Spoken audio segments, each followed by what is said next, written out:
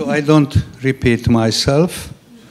Everybody will have 25 minutes, and after will be the discussion.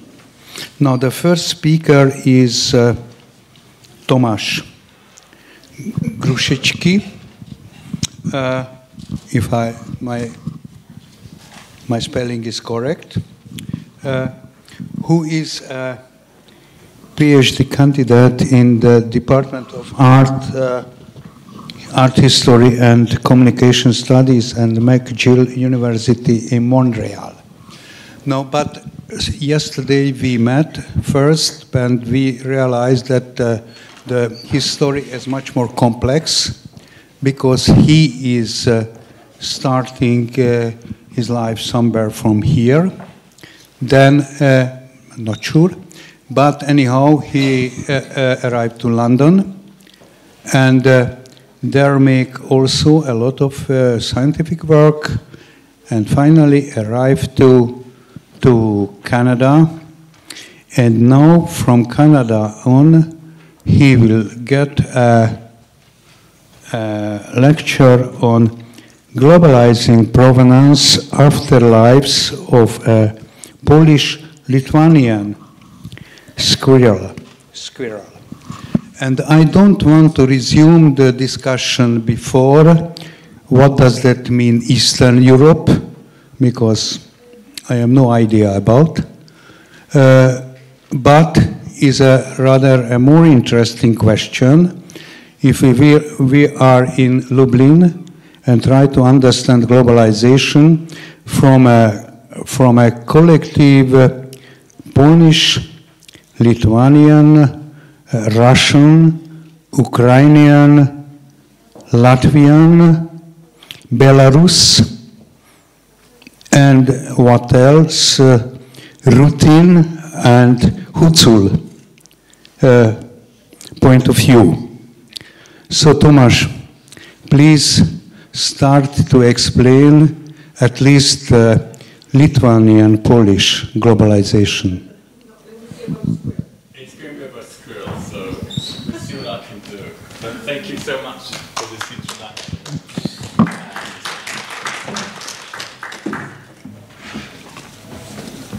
And before I begin, I should probably say that this talk is part of a larger project, which is about mediations and remediations of non-European visual cultures in Western Europe via Poland and Lithuania. And this Polish-Lithuanian mediation and also the perceptions of this mediation is really what's at the core of my PhD project. And I also need to clarify that the paradox in the title that I'm sure you've all detected is actually intended. Now, of course, provenance relates to the past, and afterlife has to, by definition, refer to a future.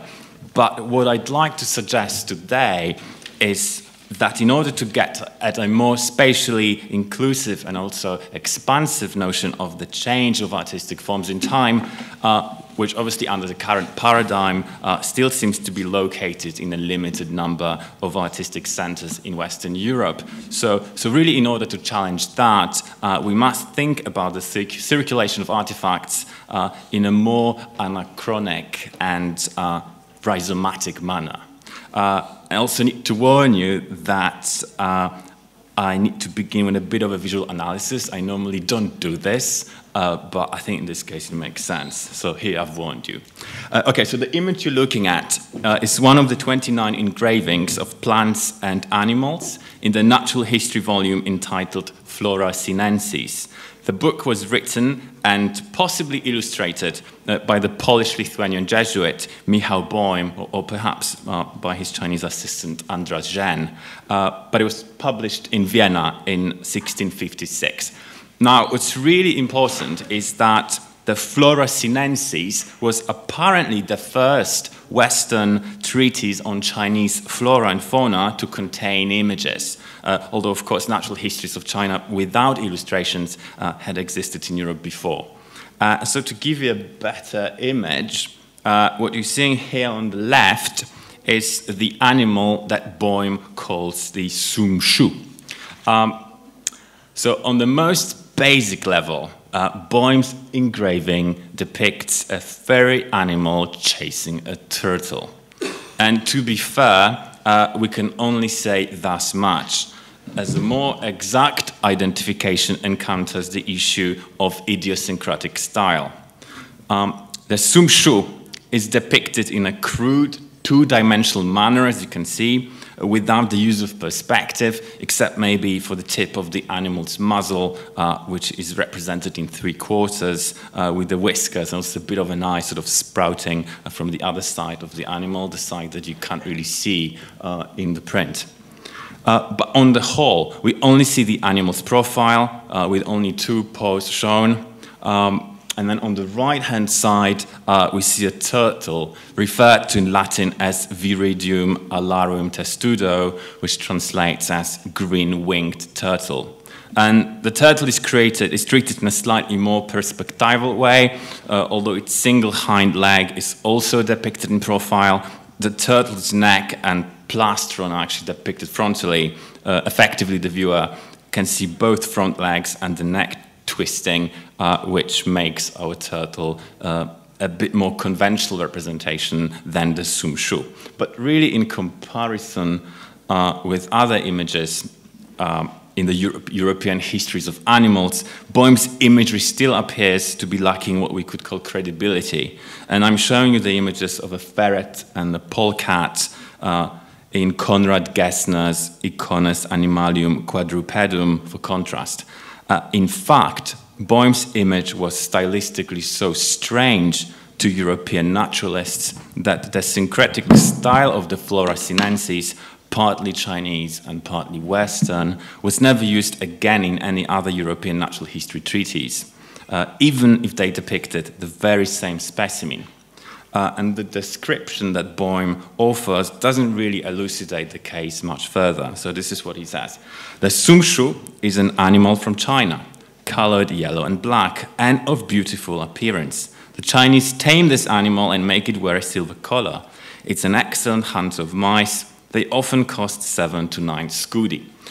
So the only information this laconic commentary provides is the Sum Shu's appearance, which differs slightly from the image, as you can see. We also learn that it's often tamed and treated as a pet, and that it hunts mice. So the beholder doesn't really learn any information that would let them compare the Sum Shu to anything they knew, let alone to learn what the Sum Shu could actually be.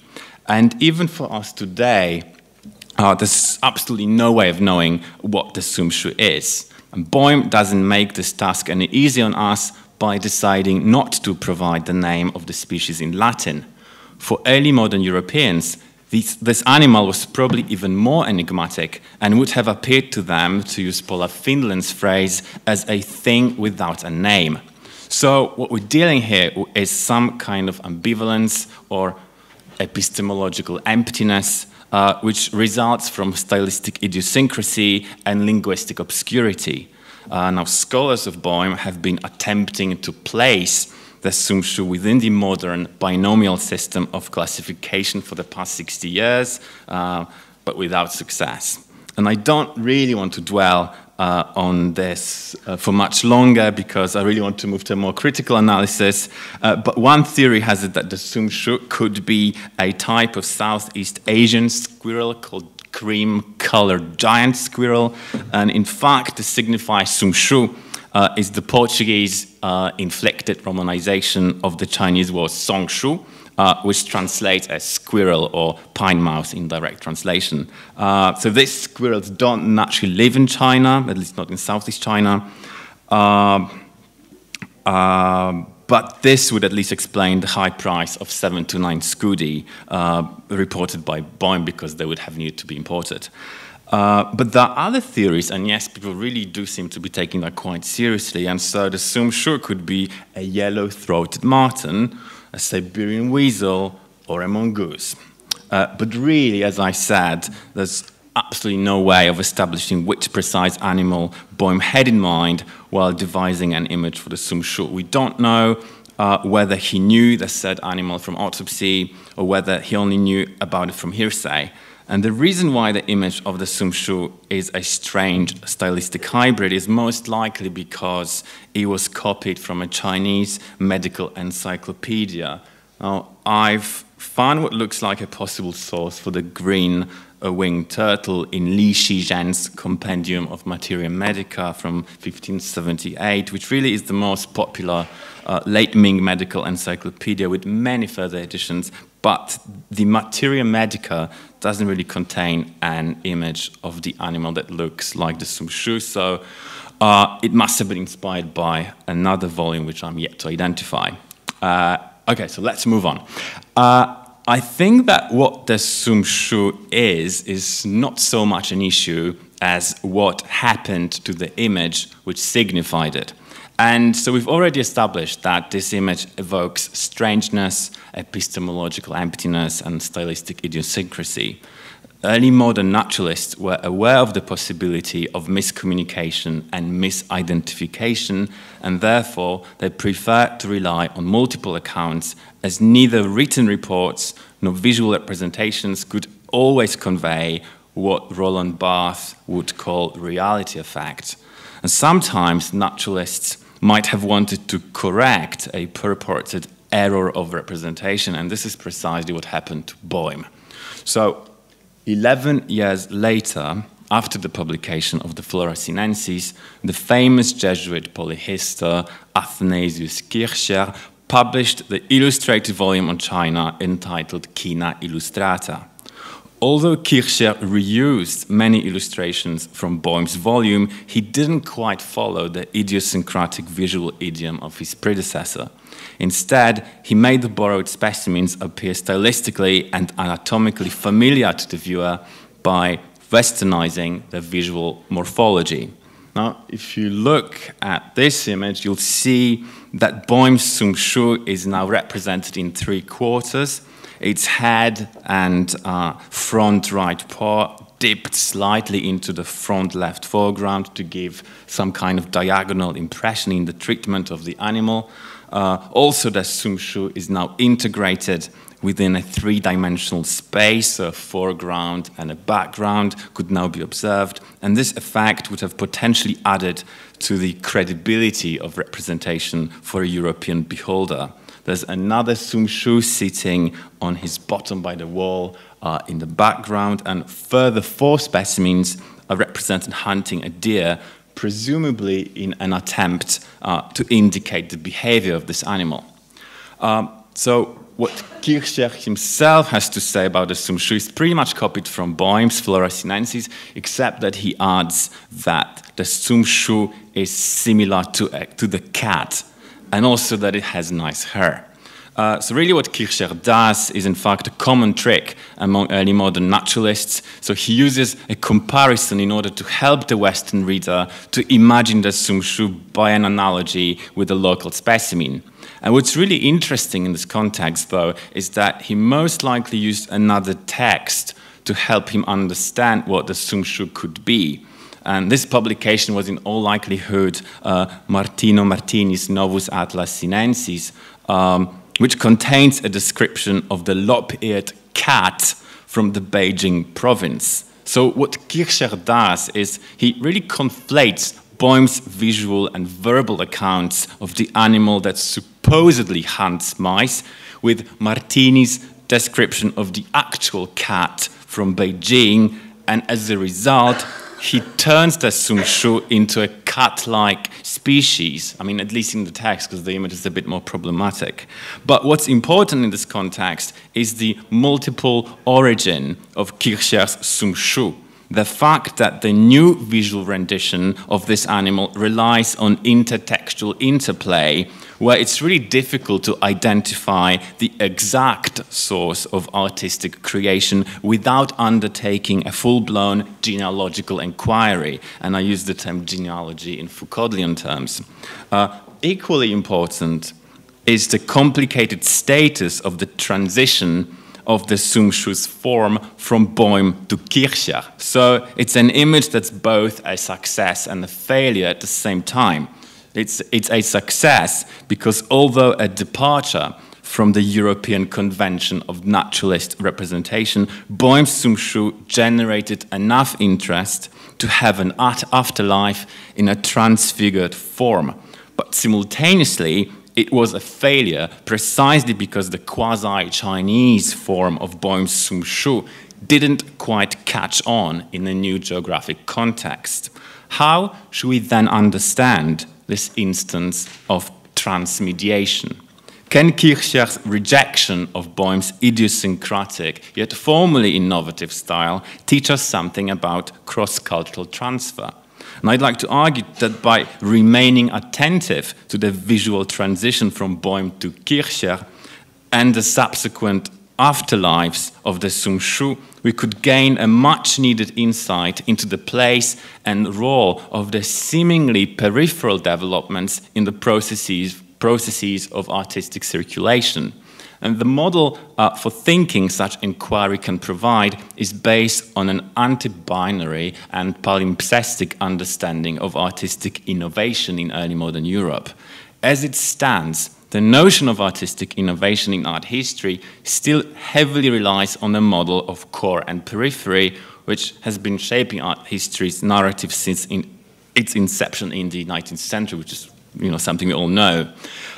Successive generations of art historians have made the study of seminal changes in the key artistic centers of Western Europe into the dominant pursuit of the discipline, a course of events that was only challenged in the 1970s by so-called new art history and questioned even further in the late 1980s by visual culture studies. Nonetheless, a preoccupation with stylistic, typological, and technological developments understood as a rectilinear sequence of spatially identifiable innovations is still deeply imbricated into Anglo-American art historical discourses. Global art history, the most recent development to challenge the ethnocentric agendas within the discipline, often exacerbates the problem by only focusing on the artistic connections between the centers, such as the leading towns in Western Europe, but also China, India, the Islamic world, and colonial America, at the same time marginalizing the peripheries even further, effectively making them even more peripheral to major art historical discourses. And I'm using the term center and periphery along the categories devised by Fernand Braudel and Immanuel Wallerstein. Okay, so is there a way to include early modern European periphery, such as Poland and Lithuania, in the discussion of cross-cultural artistic circulation on equal terms with the more obvious global players? In order to begin answering this question, let's return to the Sum Shu. Attending to circulation of the Sum Shu in early modern Europe offers a means to help us move beyond the linear mode of inquiry into artistic influence and beyond the essentialist concept of artistic origin. Many global art historians still haven't shunned the concept of influence and consequently need to identify the origin of a form, iconographical innovation, or a new technology in order to trace a specific typology. These typologies seldom include multiple origins, rejections, U-turns, conversions, and multiple outcomes.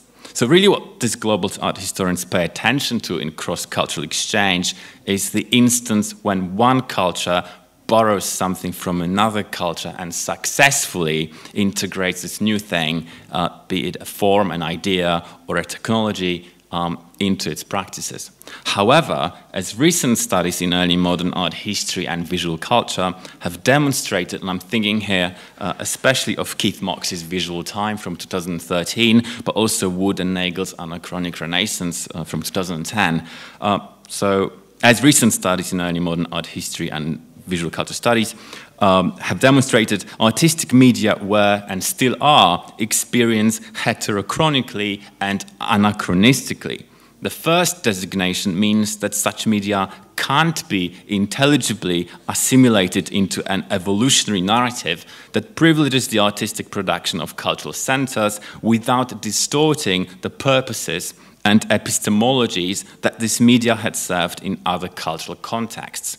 The second denotation stipulates that visual objects disturb chronology rather than organize it. And in this context, what should we make of one particular element of the Flora Sinensis, namely its authorship by Paul? On the one hand, of course, the ethnicity of the author is rather incidental.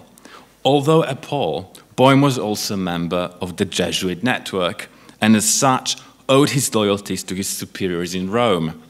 Adding to this agentival fluidity, during his travel to Europe from China in 1651-1656, Boehm acted as the envoy of the Yongli Emperor, the last ruler of the crumbling Ming dynasty.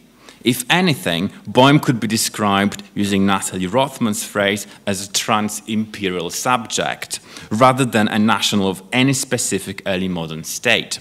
Finally, there's nothing specifically Polish-Lithuanian about Boehm's image of the Sum Shu, as it's an artistic hybrid between the Chinese visual idiom and the European style of naturalist illustration, which really was international in its nature.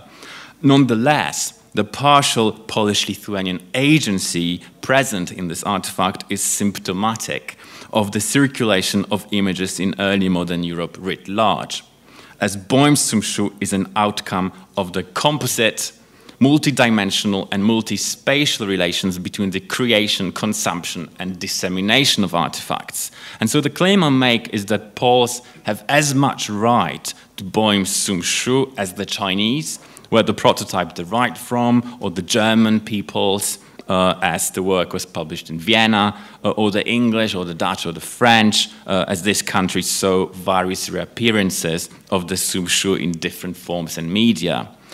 When we consider the multifarious antecedents and resonances of this animal, both in Europe and China, and even beyond, we might find ourselves in the position to challenge the discursive parameters of artistic influence, which is a rectilinear and diachronic paradigm, and also quite progressivist as well. And we will better understand this rhizomatic and uncontrolled nature of the Sum Shu's circulation if we consider several more reincarnations of this animal in various media. Unfortunately, due to time constraints, I can only focus here on one subsequent visual rendition of the Sum Shu, and the image I thought of as the most interesting perspective is an illustration in John Ogilby's English translation of Kircher's Kina Illustrata, which contains an engraving that's a slight modification of the illustration in Kircher. So really the most significant adjustment is the stretching of the composition, which effectively allowed the engraver for the depiction of all the 6 Sum Shus independently from other figures. Another difference is the removal of Chinese characters, which is most likely the sign of Ogilby's lack of proficiency in Chinese language. But what interests me most about this English translation, or perhaps paraphrase, I should say, because it's really quite different, but what's really most interesting is that the section about the Sum Shu appears to be missing. Instead, Ogilby includes a passage on human-looking monkeys, which appears to have been inspired by the image in Kircher, but blatantly ignores the text in Kina Illustrata. It's not even a mistranslation, but a blatant omission and replacement. So my guess is that Ogilby didn't have access to Boehm's treatise, which would have clarified the case for him, as Boehm really clearly marks his image with a linguistic signifier Sum Shu. But the incompatibility between text and image seems often to have been the case in the circulation of the representations of the Sum Shu, effectively creating new discursive simulacra. But it was specifically Kircher's comments on the feline nature of the Sum Shu that received the most attention among the subsequent readers. Kircher's domestication of the visual morphology of this unknown animal and the corresponding visual description appears to have been so suggestive that the French natural historian Comte de Buffon, writing over a century later, asserts that the Chinese lop-eared cats reported by many European natural historians, beginning with Martino Martini, could in fact be the Sum Shu. And he passes the following judgment in the section Addition à l'article du chat. So he says, we've mentioned that there were lop-eared cats in China. This variety is found nowhere else. Perhaps it's a different species altogether because travelers speak of an animal called Sum Shu, which is domesticated in China. These travelers say that the Sum Shu can be best compared with the cat, with whom it has many similarities. And then he really goes on plagiarizing Kircher on the appearance and the behavior of the Sum Shu. But still in 1870, a woman called Lady Cast emphasizes the similarity between the cat and the Sum Shu in the book called The Cat. So she says, Bosman relates that in the province of Pichili in China, there are cats with long hair and drooping ears, which are in great favor with the Chinese ladies. Others say this is not a cat, but an animal called Samxis.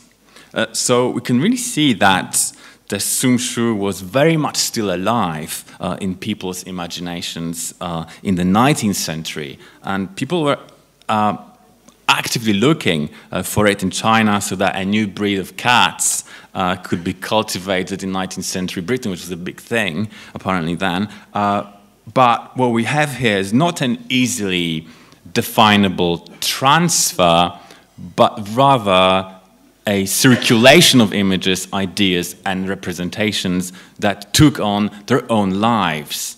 And so all the Boehm's image of the Sum Shu continued to circulate in altered forms, both as texts and images. The continuous afterlives of the Sum Shu stem rather from various slippages and misunderstandings than from a well-defined, rectilinear, formalist transfer with a precise origin. The origin of this transfer really gets lost in translation, and we can be almost sure that Lady Cast had no clue whatsoever that the new breed of cats she was hopeful to discover was in fact Kircher's conflation of Martini's and Boehm's short notes about completely different species, which were interpreted in unexpected ways by the subsequent readers of Kircher's China Illustrata. It's also quite unlikely she knew either about Boehm or Kircher altogether, as she most likely learned about the Sum Shu through Johannes Neuhoff or John Ogilby or Frère du Halde. Now, to draw it to a conclusion, if we wish to discontinue the influence paradigm altogether in art historical thinking, we must replace it with the circulation paradigm. This would imply that there are no origins, no single origin sensu stricto, but artistic forms and content derived from many different sources and often simultaneously. Such acknowledgement has the potential to challenge the paradigm of influence in art history because it entails that originality itself is a tainted category because artifacts simply lack a single locus of origin and in fact often arrive from somewhere else, at least partially. Boehm's Sum Shu is crucial here because it represents a specimen possibly from the Moluccas, Siberia or India, which was represented in a late Ming encyclopedia and then copied from there by either a Chinese convert to Christianity or a Polish-Lithuanian Jesuit. It was then engraved by a European printmaker from a drawing by Boehm, published in Vienna in 1656, to be then disseminated throughout Europe among naturalists and other interested parties. And so, of course, to speak of single origins or originality in the case of the Floresiensis would be really quite problematic. Okay, if Boehm's Sum Shu resists being inserted into any given national historiography of art and lends itself only to supranational and transcultural approaches, it is because of its continuous, tacit, and haphazard circulation across Europe. Boehm-Sumshu is only one of many transcultural transfers and exchanges that failed at first sight and yet managed to survive by permutating into a different stylistic form or a different medium altogether. We need to look beyond influence in order to see the true afterlife of many images, and it seems to me that such inquiry may completely reshuffle our understanding of visual culture, and particularly of the role that early modern peripheral cultures played in it. And I believe that if global art history is to be of any value to critically inclined art historians, we must further inquire into the instability, unpredictability, and potentially antagonistic nature of the processes of transcultural transfer. This hopefully will offer a serious challenge to the idea of innovation in Western art, which in art history is still implicitly linked to single spatial origins centered on Western Europe. Once we unveil the mechanisms of essentializing the monospatial origin of artifacts into a fixed doxa, we can then challenge the very historical narrative that has been written for the peripheral visual cultures from such a distorted perspective. Thank you.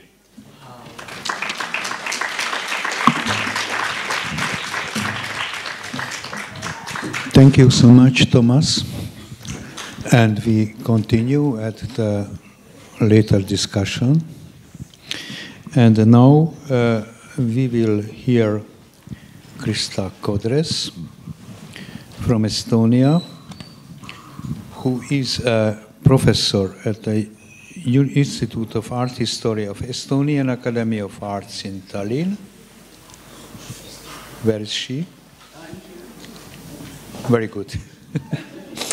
Senior researcher at University of Tallinn, Institute of History, head of doctoral studies of Institute of Art History, member of the board of the Doctoral School of Estonian Universities. He has written a couple of books and several contributions to other books, and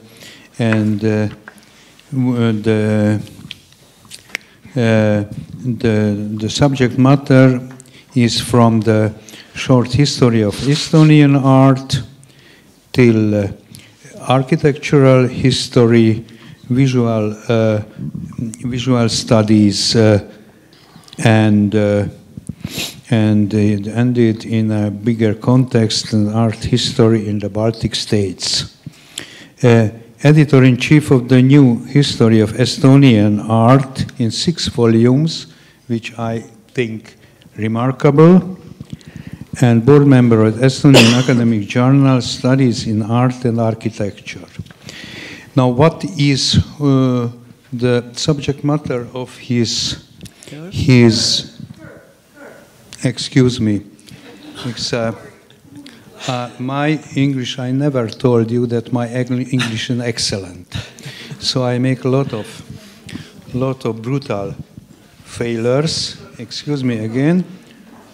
Her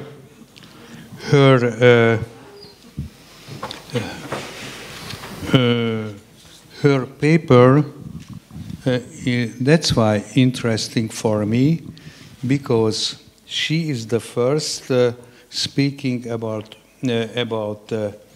old term style history in art and Baroque. And Baroque is, that's why interesting, because maybe you remember when we started with the Common Europe. The Common Europe idea had several basic patterns. So that limes, Romanian limes all around, or Christianity, or the third one, Baroque, in the hexagonals and so on. So it can be recently still a symbol for whole Europe.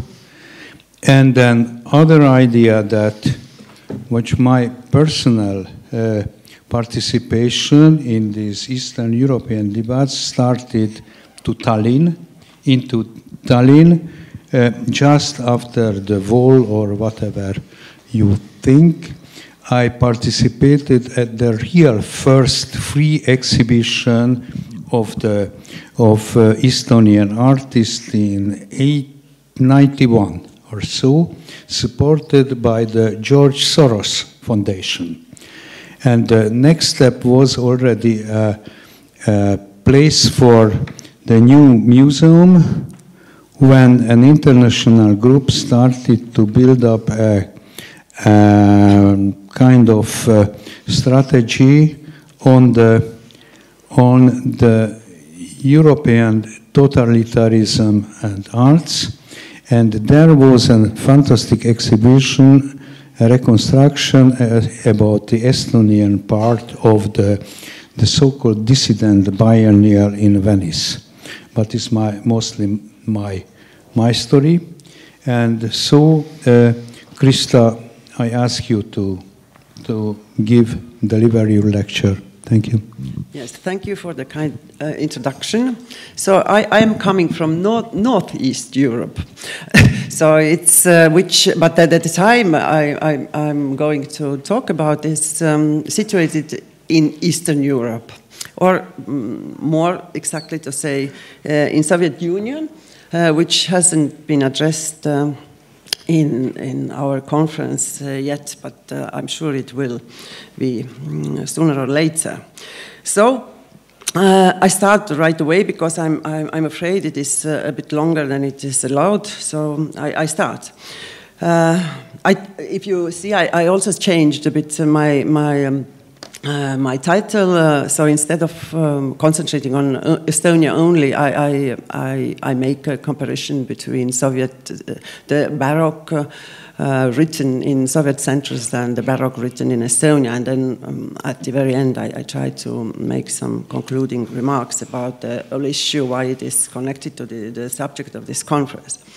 Well, one of the paradoxes of artworks is obviously the fact that although the visual appearances stay essentially the same at different times and in different places, they are nevertheless seen differently.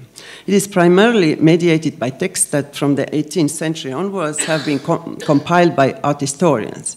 Since 1788, when Antoine Chrysostome Quatremer de Quincy first tried to characterize the artworks and the period that he labeled as Baroque, both were for a long time most intriguing issues of art history.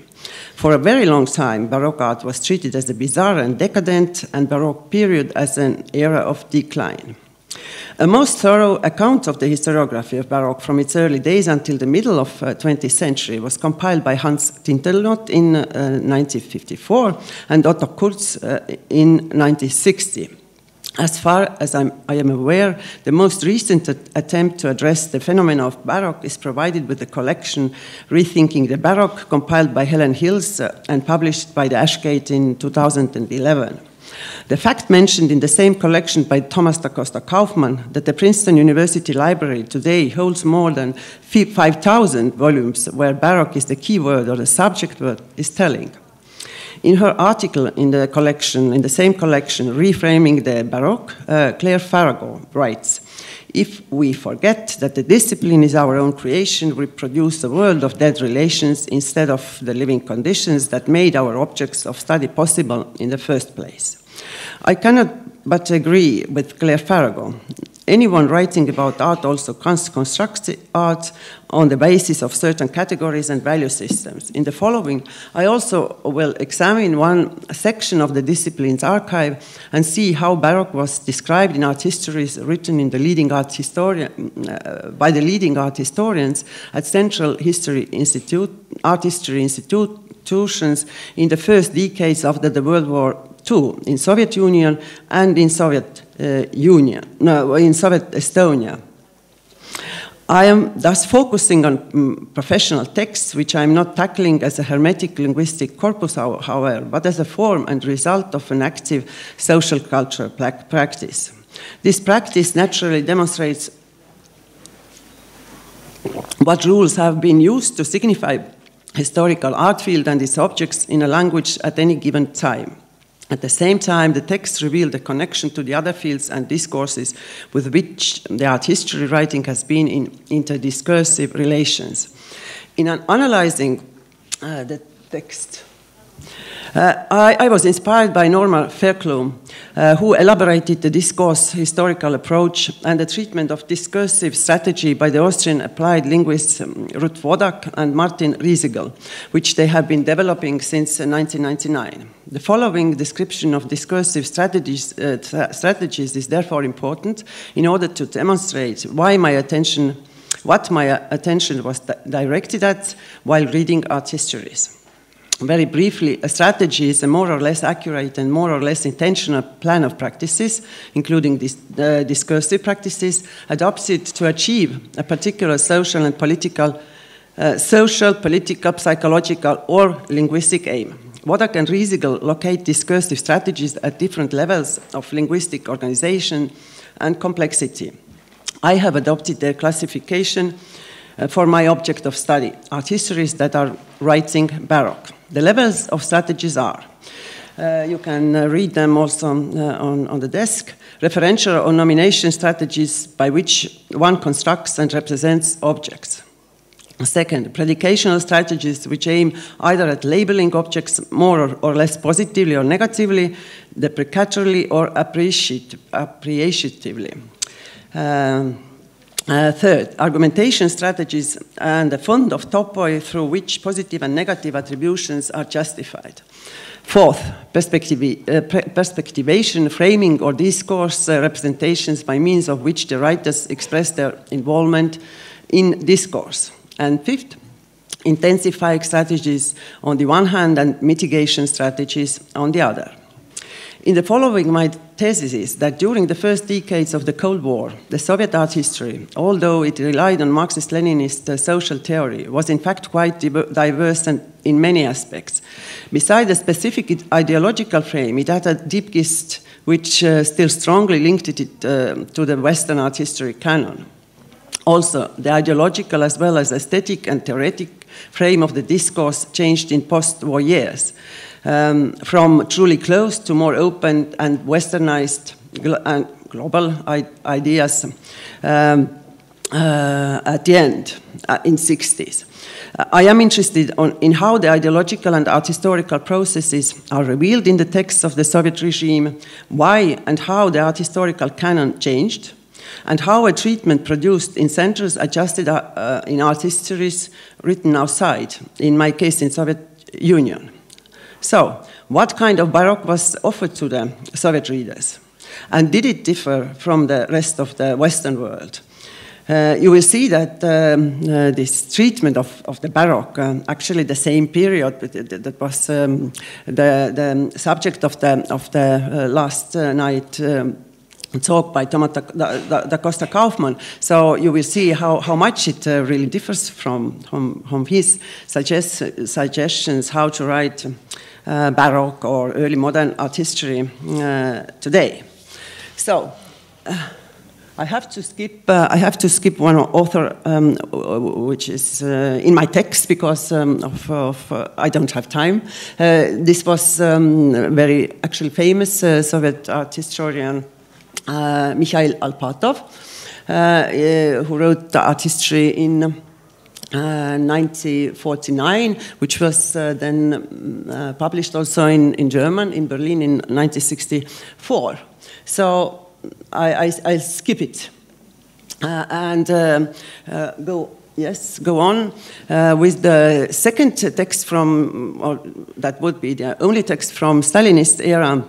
That is an article of 25 pages about Baroque by Viktor Lazarev, born in 1897, I'm saying just for you know, and Mikhail Ilyin, who wrote in 1950 for the great Soviet encyclopedia the article on Baroque.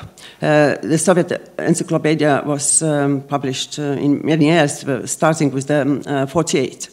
In 1954, this text on Baroque too was printed as a separate book in East Berlin. Lazarev Ilyin's article defines Baroque as a phenomenon belonging to the culture of the nobility at the heyday of absolutism and fighting for national unity. Criticism of the Western formalist school of art history immediately follows. Wölfling, Frankl, Brinkmann, and Pindar are mentioned, who supposedly wished to understand the entire culture in Europe in the 17th and 18th century as being Baroque. In fact, wrote the authors, it is but necessary to rely on the different level of development of societies. Lazarev and Ilyin quoted Marx and Engels, who wrote in 1854 that in some states of Europe, absolute monarchy presented itself as a civilizing center, as the initiator of social unity. Thus, art history should base the evaluation of art on the status of a particular society in the greater picture of history, as it were, which had a linear general course towards progress. Monarchies, relying on the culture of the nobility, were thus positive actors in one position, although considering historical development, the carrier of the positive line of development in the 17th and 18th century was, after all, the bourgeoisie. Two subsequent baroques are thus born.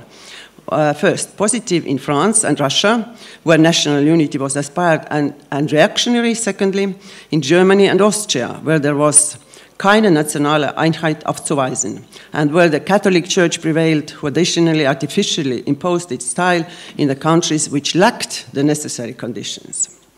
I quote, the countries where national bourgeois culture developed, Holland, England, partly also France, Baroque style never really took off. There was instead bourgeois aristocratic classicism and bourgeois realism. The wording of Lazarev and Ilyin, aesthetic evaluation, significantly shaped the image of Baroque. The positive Baroque, on the other hand, opened up new opportunities for art, primarily in grand dynamic architecture ensembles, end of quote. But soon the positive stance changed into negative. This was done, for example, by ascribing an ideological character to art genres, for example, by underlining the genre hierarchy of the Baroque era, which disparaged democratic landscape, still life, and animal painting. In the author's interpretation, the aristocratic aesthetic doctrine was characterized by pushing aside the democratic, it is the realist element. Only a few artists, such as Caravaggio, did we have Caravaggio? This is a page from book. We had Caravaggio, of course, before. Such as Caravaggio fought for realism. Lazarev and Ilyin texts proceeded to list further negative aesthetic labels that characterize the Baroque style. You read them in Germany, so they are really bad. Again, the Russian Baroque, examined by Lazarev and Ilyin, was assessed as a positive style because of its heroic and nationally singular content. The state reform aspirations to national unity, started by Peter the Great, yielded a result to which there is no analogy in Western Baroque, although it is in accordance of Western Baroque. I quoted the treatment of Lazarev-Ilyin at such length in order to demonstrate the officially accepted Soviet assessment of the Baroque era art and architecture. As we have seen, the text was determined by certain ideological constants, or in terms of discursive strategy, predications, according to which the treatment of art history was bent as well. The roots of these predicational strategies lay first in the Western Baroque discourse, of course, of the 19th century, that until the Cornelius Gurlitt book on Baroque in 1888 was very negative, who treated the Baroque aesthetic as a negative, until to Benedetto Croce, who was one of the last ones in 1925, who did hate Baroque, one can say. Far more, however, the predicational strategies lay in the new Marxist-Leninist art discourse developed right before the World War II in the Soviet Union. Of course, for most of you, this discourse is familiar. The foundations of the discourse included the unity and dialectical historical developments of socio-economic base and cultural superstructure, the reflection of the base in superstructure, thus also arts class nature, and the so-called thesis of two arts. It also included the concept of realism, treating the mimetic representation as a universal and ideal creative method of the mankind. From these grounding ideas, the Hungarian Marxist György Lukács developed this theory of realism, which, as you know, was adopted as the basis of Soviet socialist realist theory. The cornerstone of Lukács' theory was the conviction that society's total unity, it is totality of social practices, is determined by the inevitably existing socio-economic formation. For Lukács, the formation but always contains a class which, due to its historical condition, carries progressive aspirations. As long as the bourgeoisie was still the progressive class, in our case it was the absolutist era, it too was interested in truthful in arts, in big realism. The liberal rising bourgeoisie highly appreciated truth in arts, but not later, as Lukács' friend, Russian theorist Alexander Lifshitz repeated. In Estonia, forced into the Soviet Union against its will in 1944, various instructional texts about the new art theory were published in the late 1940s. In the history of Estonian SSR of 1955, the local heritage was treated according to the new dogma. The author of the pages dedicated the history of art in this general history of Estonia. Elfriede Mägi emphasized that Estonia had in fact two eras of the Baroque, one before and the other after being united with Russia, when a period of progressive style arrived. A most progressive and perfect example of this Baroque was, of course, Kadriorg Palace, built by Peter the Great. Mägi was also aware of Lenin's thesis of two cultures. There was the culture of German colonizer and of rural people in Estonia. But as the rulers and the ruled, however opposing their interests, still formed inseparable parts of one and the same society, everything is significant and valuable, lawful part of our art heritage. This kind of perspective made it possible for Mägi to declare the contemporary working class in Soviet Estonia as heirs of the entire early art production. Now I come to the revisions of that Stalinist discourse. After Stalin's death, many things started to change in the Soviet Union, and art history writing was no exception. By the early 1960s, some, I repeat, Soviet art theorists reached an opinion about the essence of realism that differed from the existing one. The thesis so far had been that the only good art was realism, whereas now a thesis was supported that any art in the past was, in a way, realist. Part of the art historians thus accepted the idea that realism of different eras could be visually different, and the only anti-realism was formalism that spread in the West in the 20th century. I cannot, of course, present the whole picture here of all the transformation of the concept of realism, but suffice to say that it happened in the course of debates with Western art history, particularly with the book of Roger Corradi, d'un réalisme sans rivage, realism without shores, and on the other hand, in the struggle between the leading art historians in Moscow and Leningrad, where dogmatists and revisionists clashed. It is obvious that the debates did not just influence contemporary art production, but also treatment of art history. One of the key events in the process was the publication in 1964, the collection of articles of Soviet art historians, contemporary art history abroad, that took a critical look at Western art history writing. I shall be back very briefly to that collection later. As to the treatment from Khrushchev-Thaw period, I selected a book by Boris Viper, another academician, leading art historian in the Institute of Art History of Academy of Sciences. The book, titled Renaissance, Baroque and Classicism was published in 1966. Viper's introduction, summary, and his article, 17th Century Art and the Problem of the Baroque Style, all deserve attention.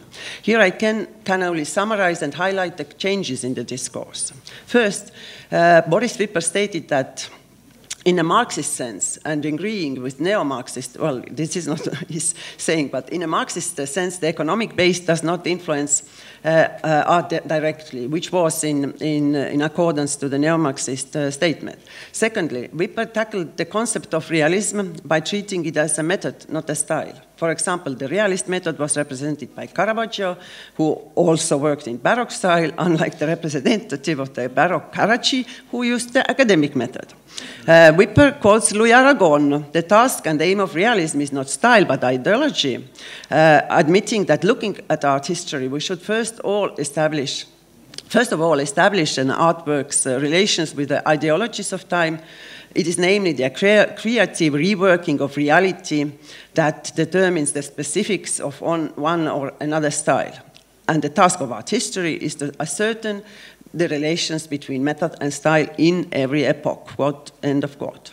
For Wipper, the 17th century was the era of understanding of man, which he calls, obviously inspired by Max Dvorak, he characterizes a tragic humanism because of the subjugation of the Catholic Church and the religion wars. Three art styles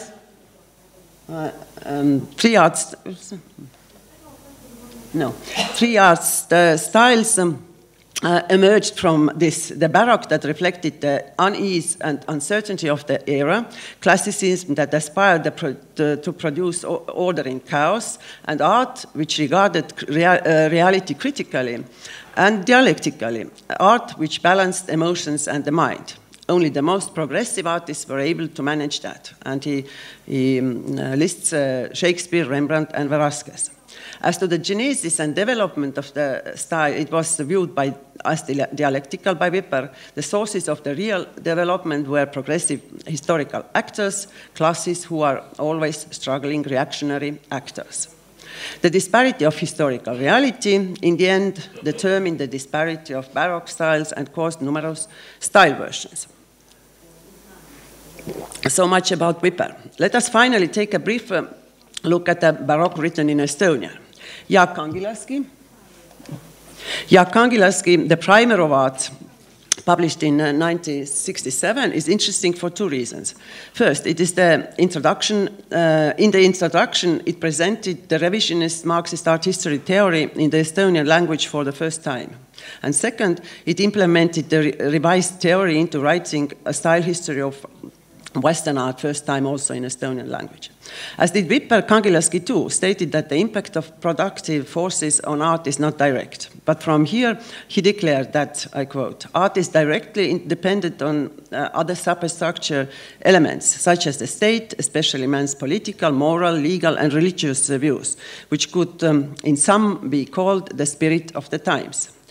It follows, influenced by the spirit of the times, artists had a more or less similar tendency to observe and a more or less similar ability at a given era in the world. Hence, art historical literature uses the word style, which denotes all general features of art of a certain era and all features uniting the works of art. In his treatment of the Baroque, Kangilaski relied on Wölfflin, Dvorak, and Alpatov. He synthesized Wölfflin aesthetic terminology with the Marxist treatment of history and art and with the concept of zeitgeist. For example, 17th century Dutch art was for him the perfect reflection of the intellectual phase of the young triumphant bourgeoisie. From the Marxist art history, Kangilaski also accepted the concept of progressive and degenerating Baroque. Russian as well as Estonian 18th century Baroque were of first kind.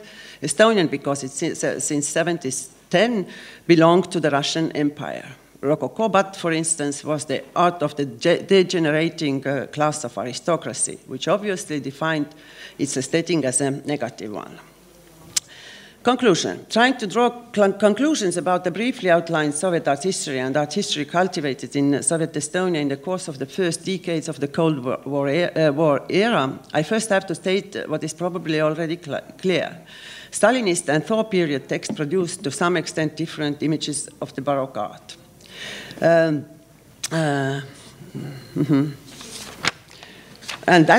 this change, in turn, was a part of the political process of modernization and westernization of Soviet society.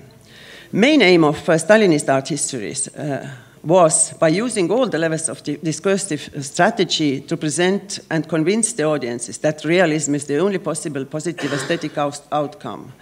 Realism positiveness was inseparably bound to its conjunction with the progressive class, the bourgeoisie. Thus, the Baroque style, labeled as aristocratic, acquired a negative connotation. Only at a certain stage of development, the Baroque society could produce positive art, and only artists, geniuses such as Caravaggio or Rembrandt could stand above the inevitable conditions of the society. The fully bourgeois societies such as Holland did not have Baroque art. In Thaw-era treatments, both in the Soviet revisionism as well as in Estonia, realism was recontextualized. It became an art method beyond eras and was not bound to realist classicist forms anymore. As the developments of base and superstructure did not necessarily have to coincide, the language dealing with the Baroque became neutral. Baroque was no longer weird and decorative, but malerish, lively, and creative. Still, also part of the both discourses, the Stalinist and the new one, they concentrated on describing the influences of the Baroques, who was exactly what was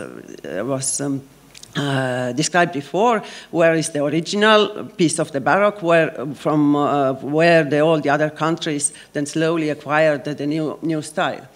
Also, the Baroque that was described was always national, meaning that the Baroque of the author's home country, of course, was the progressive and positive Baroque. What remained intact also was the idea of art's dialectic development, signifying the progressive development of humankind. The leading aesthetic theorist, Nedoshevin, wrote about, this is the page from the book of Kandinsky.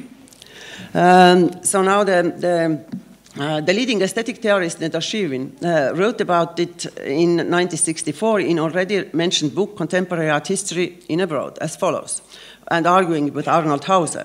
No, there exists a joint aim and benchmark. This aim and benchmark constitute the history of humankind in all its dramatic contradictions and development towards the final freedom.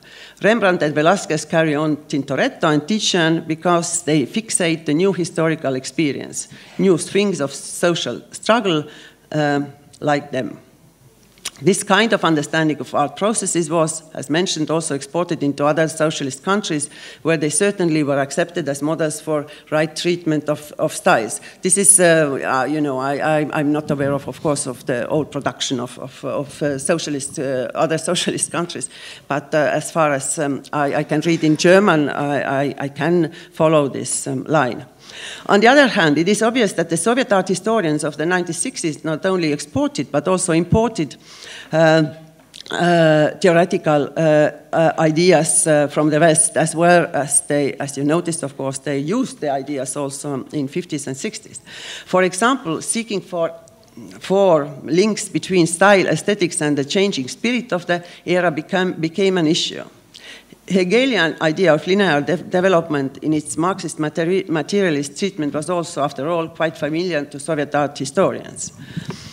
Certainly, this kind of departure is not seldom ended in violation of the relationship between historical base and historical superstructure of the society. The emancipation from this model of art history began in Soviet leading academic institutions, but later in the 60s only. The new perspectives in looking at Baroque, such as Baroque and rhetoric or Baroque and allegory, discussed in Rome in 1960 and 66, did not become into discussion before the 1970s. Well, I have to end before I end, but I want to end it in pointing out the importance of such kind of studies in regard to the subject of this conference. How could we globalize the art and art history of Soviet Union or Soviet Estonia? First of all, I think we always have to write about, to ask the text the questions. And here certain questions, and here I remember the book of Jim Elkins that was showed also yesterday, that was already is quoted several times. The book is Art History Global. There he asks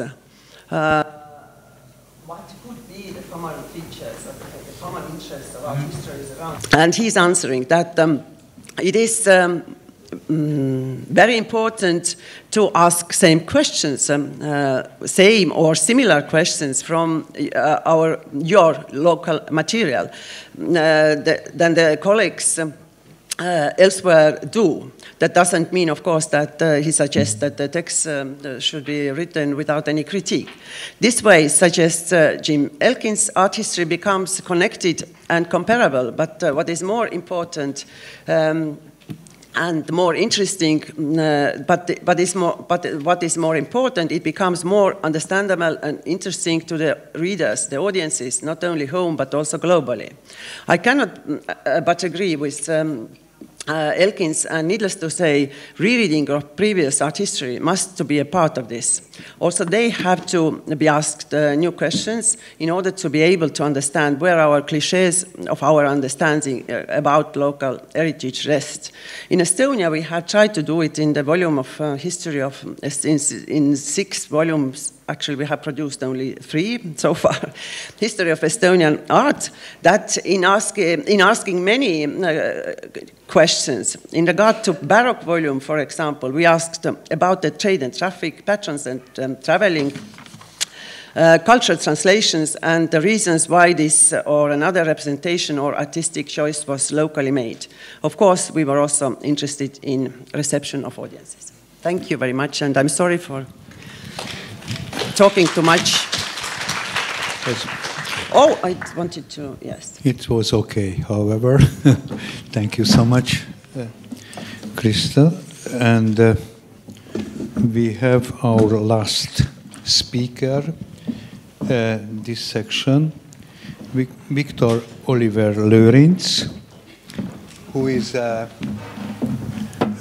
interdisciplinary scholar, a friend of mine, who is making parallelly studies in the field of art history, psychology, economic psychology, comparative law, and at the moment he works at his doctor thesis,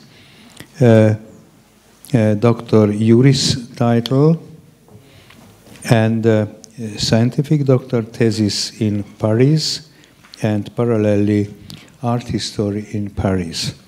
In a kind of similarity with Krista's paper, she starts also in the Baroque period with his paper, and proves that after Wallenstein's word system theory, you will see what is it, and Thomas Kuhn's and Imre Lakatos theory of the changing of paradigms, how a Baroque architect or another Baroque architect could travel all around the world, basically, mostly, of course, from Venedig to Vác in Hungary, and then with the Jesuits go to the east, and so you have an early example of the globalism which starts at the 18th century and arrives to our days. So please, Victor, to give your lecture. So thank you for the invitation and thank you for the introduction. Several years ago I was watching the television and I've seen the uprising in Cairo, and this part of the city, the so-called Tahrir Square, seemed to me very familiar. And then I found out that almost 150 buildings in this area of Cairo was built by a Hungarian architect called Maximiliano Miksa Herz, who went to Egypt at the end of the 19th century, and he built houses in European style, but also he was the first head of the Islamic Museum, and he was responsible also for the cultural heritage in Egypt, and he also built the so-called Cairo Street for the Columbian World Exhibition in Chicago in 1893. So my question was how it is possible that the main architect in Egypt was not called from one of the centers of this time, but from a city which is now seen as rather as periphery. But in this paper, in this presentation, I would like to focus rather on 18th century and the role of foreign architect in Hungary and Hungarian architect in other countries, especially in other so-called peripheries. So I cannot sum up the wall theory of Wallerstein, of course, but I'm rather interested in the question of So the first problem is that, for instance, Asia, according to Wallerstein, is not part of the center or the core and peripheral system, but it's the so-called external arena, and it's an other world system. So there is a fundamental, at least at the beginning of the histories of the world system, there is a fundamental difference between South America and Central America and Asia, because in Asia there is only the so-called entrepot system, which means that there is no colony of the Portuguese or of the Spanish person, but there is the main contact between Europe and Asia is the so-called rich trade, which is important in terms of luxury and important in the term of art, but it's a completely different relation between two areas, like the relation between a periphery and the core region. So the other question is, that's why, how looks it like the connection in a really periphery and external area relation, which is the case, for instance, at the border of Poland or Hungary and, for instance, Russia or the Ottoman Empire. But of course, I would like to also to present one example from the convection from core to periphery, and also some example between the periphery, one periphery to the other. I cannot really enter into details concerning the ideas of Imre Lakatos. He was a fashionable scholar at the beginning of the 21st century, but then he's not so fashionable anymore, not because of the theory, but because of the person. But I cannot enter into this this story. But for me, it's more interesting than the idea of Thomas Kuhn. So there was a great debate between the two scholars. And he states that there is no unique paradigm, but there are the so-called research programs in science. So I'm now abusing a theory originally used by science, but also Wallerstein abused the chaos theory, for instance. So maybe you can excuse me for this. And only a crucial experiment can determine which will be the next prevailing research program. But till this moment, there is a so-called protective belt, which I like to apply on periphery, which can deal with anomalies. In the term of science, it means that if there is an observation which contradicts to the core theory, then in this protective belt there will be developed, or you can develop another theory which can say that this observation is wrong because of a measurement error or something like that. So it means that external problems, like in the case of external arenas, are not directly in contact with the core, but through this protective belt, which is filtering the influences, and therefore the clash happens in this protective belt and not between two cores or between the core and the external arena in the term of Wallerstein. And the other interesting point for me that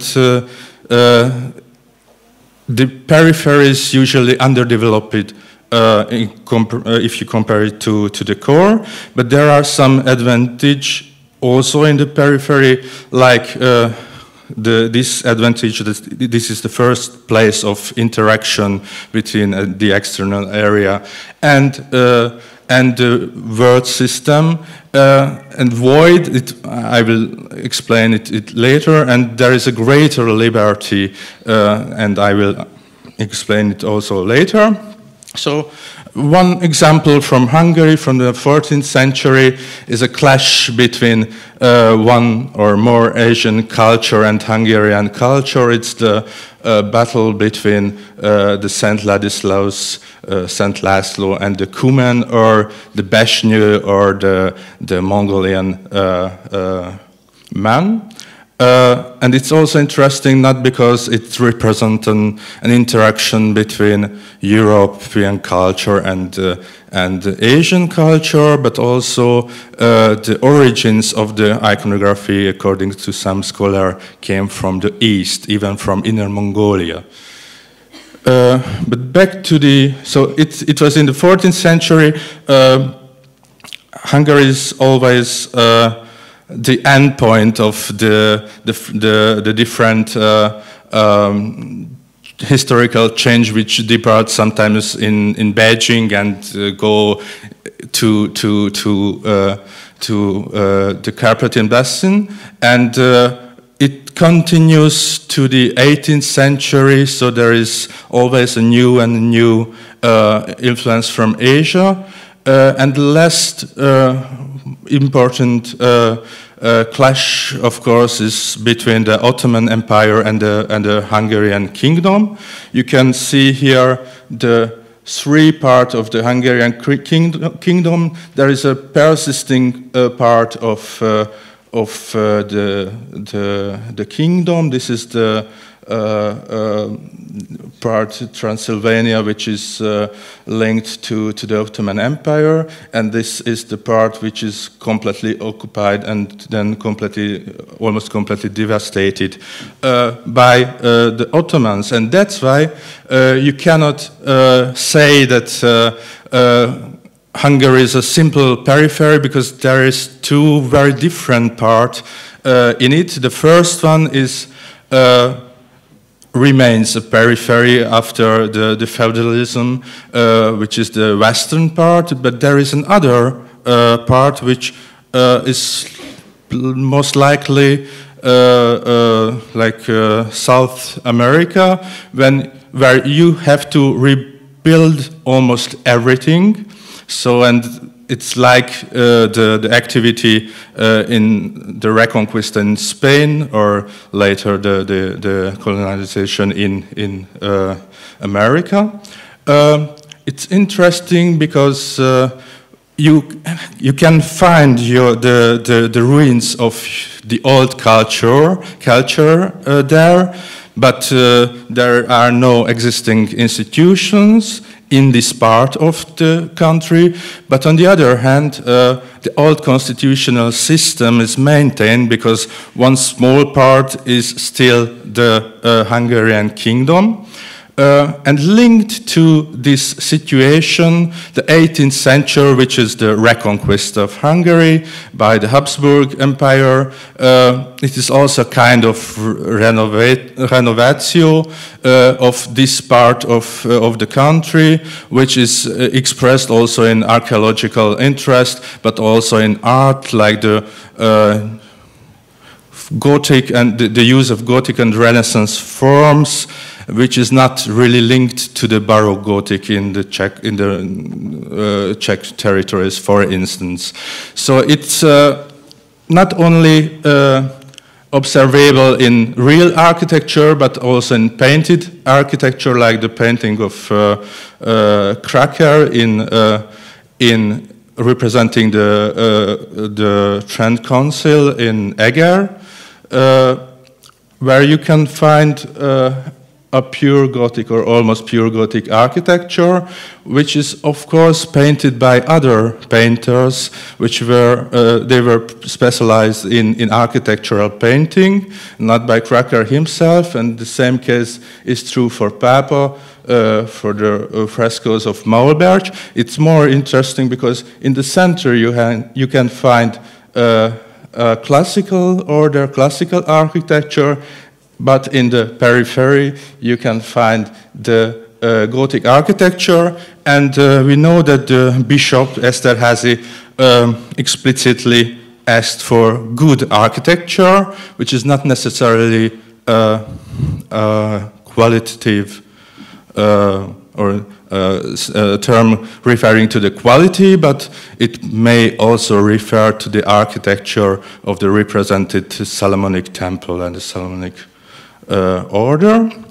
But so the constitutional system is more or less retained, and they try to rebuild this part of the system. But there is a new economic system which is only new in the term of, so it's not in the term of development, because it's the second feudalism or second serfdom, where the dominant sector became again agriculture, and the former owner of the land have to buy back the territories, and if they are not able to prove the ownership, they don't have this territory, and so the king or the queen can redistribute this territory. And it results that the church remains very strong, but this strongness is based on the agricultural production, and even the payment and taxation is made in the term of agricultural products, so in kind. And it's also referred in or expressed, or you can see it in the architecture, because beneath of the Cathedral of Eger, also in the cathedral, so it's two buildings from the 19th century, and the Cathedral of Esztergom and the Palace of the Bishop of Vác. There are always huge caves, which is intended to the wine, which is perceived as taxation, or so also in kind. So it shows how the ground of this architecture looks like, and how the grounds of this the system looks like. So.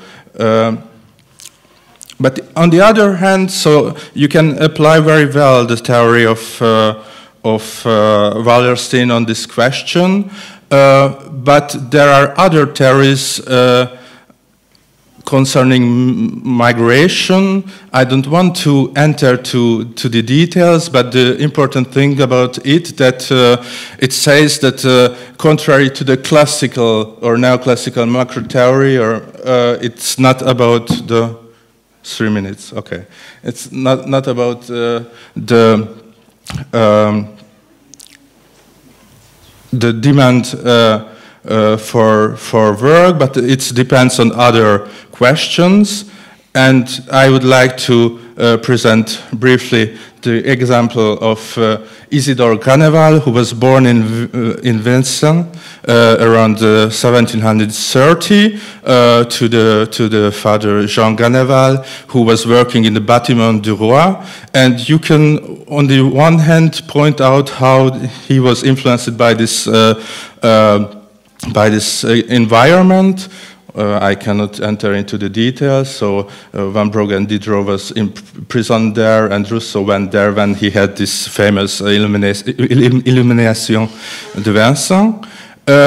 And it's because of the death of the Duc d'Antin, who was the head of the whole system of Bâtiment du Roi.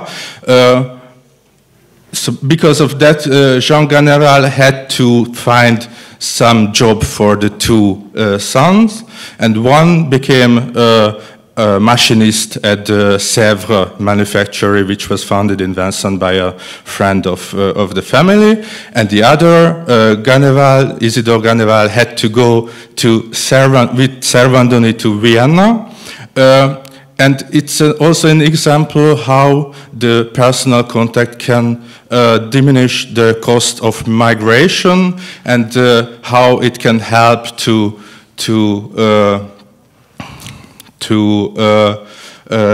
the migration, and how it is not linked to the classical demand theory. So I really cannot enter to the buildings built by Ganneval.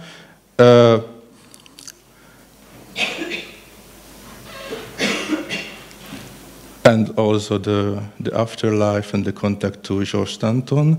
And in order to present in the other direction, I would like to present the case of Carlos Mardel, Heinrich Czarasky, and Juan or János Rehr. The first person is also not known in Hungary, but it's partly because sometimes he's referred as French, sometimes Irish, but we know now that he was also Hungarian, and he went from Hungary, from a periphery to a semi-peripheral country, Portugal, and he participated there the rebuilding of the city of Lisbon after the earthquake, and according to some theory, he and also Juan Rehr used some Hungarian architectural solution in order to build houses which can resist the earthquake. It's more interesting the case of, so he also built one little building in Rio de Janeiro, which was demolished later, unfortunately. The other case Heinrich Czarasky fits also into the system or the theory of Wallerstein, because according to Wallerstein, the absolute ruler is interested in the homogenization of the population, and therefore the different minorities will be excluded. So he was a Protestant, for instance, and he had to leave Hungary, and he went to the electoral Palatinate, so to the Kurpfalz, and he was also sculptor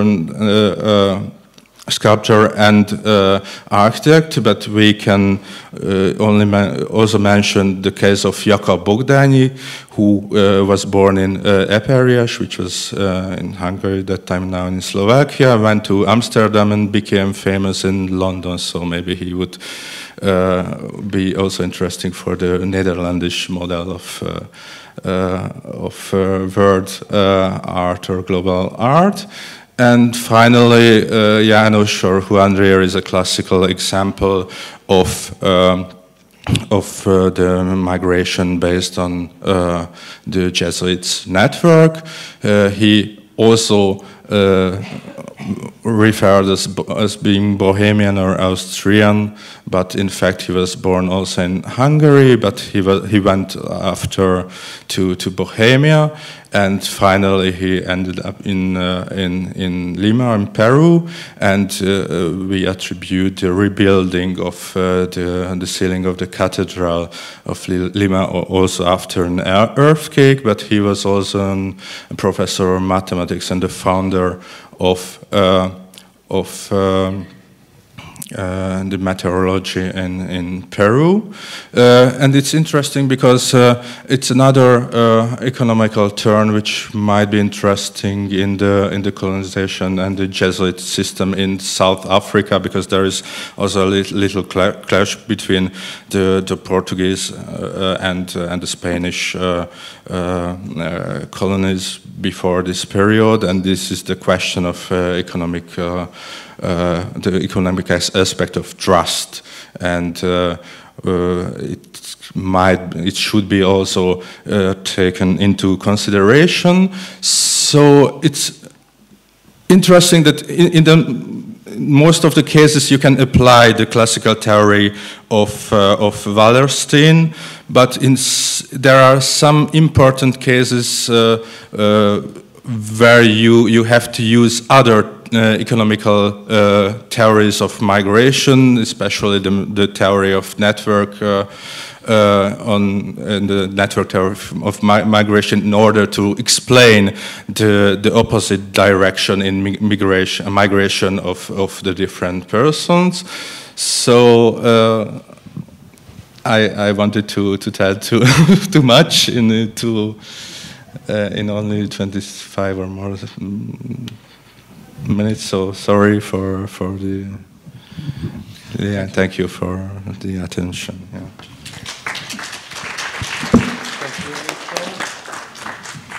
And so we kept some minutes, quite long minutes for the discussion. Please, the three speakers to the table. And meanwhile, I don't want to resume the three extremely interesting lectures, but only add one question to Thomas, that I still don't understand exactly the Polish-Lithuanian relation. The other hand, it fits fantastically to the world of the Wunderkammer stories in Europe. The Kunstkammer story at the moment in Vienna Kunsthistorisches Museum, there is an enormous exhibition for that. The relationship with the Natural Museum in Vienna, together Semperbauen with the Kunsthistorisches Museum, and put the questions: what's the connection with Schönbrunn, which was the first zoo in Europe, as I remember well, in the 18th century, Schönbrunn. Concerning Krista's paper, I was not enthusiastic, but very sad. That is for me a very sad story. The social realism and Stalinism into the art history. But one very funny thing, that Alpatov and Lazarev, before the Second World War, were very linked with the Western art history. And maybe not everybody knows that Alpatov was a follower of Hans Sedlmayr in the structural analysis, which was a fantastic thing in that time. And another thing, maybe our friends from Eastern Europe knows that we were enthusiasts about Lifshitz, some Lifshitz books, because we could see in Picasso's as reproductions with the most cruel social realist books. And what means the third lecture of Victor, it's I admire always that once the common denominator maybe can to be the Baroque. What does it mean, Baroque, in the three thing, and how he put together some even chaos theory and theory in theory of economy and theory of philosophy even mixed together to arrive a theory of networks, real networks in geographical terms of the cultural history. So please put questions, discussions. 1, 2, 3, 4, 6.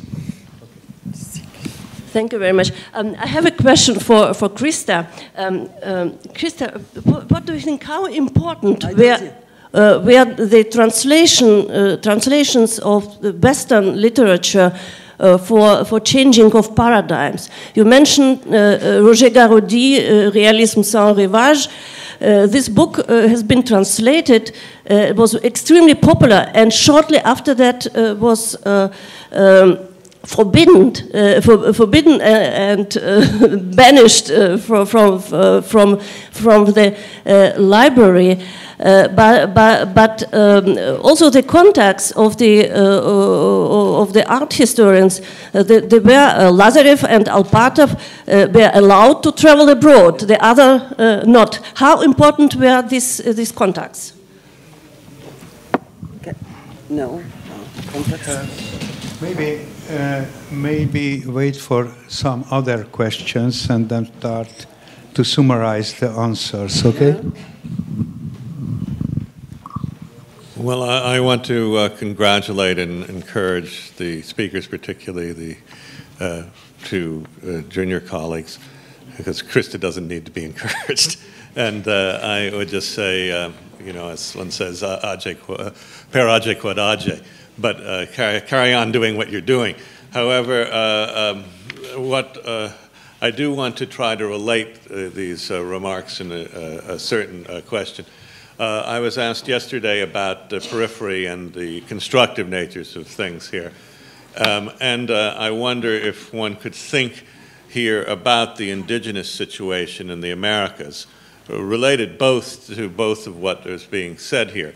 On the one hand, it's exceedingly interesting to know that like 92% of the building trades in Quito were carried on by indigenous peoples. And that it's mistaken to assume that this is a European transplant. So what actually is happening when Quito then becomes a center, which becomes important elsewhere? Is that not an example of a periphery which becomes itself a center? And where, if we do not assume, since the material that they would be using is not actually from Spain but from Italy, how is it communicated and how are these circulated? Is that an example of what you're talking about? And similarly, in regard to the last speaker, we have the further interesting conception. If we have Rare actually being involved in some of these buildings, the material he's using, of course, is quincha, which is this method of construction, which is again something related probably to indigenous processes of construction. So it requires somebody from Hungary then to, if that's where he's from, to work these things out.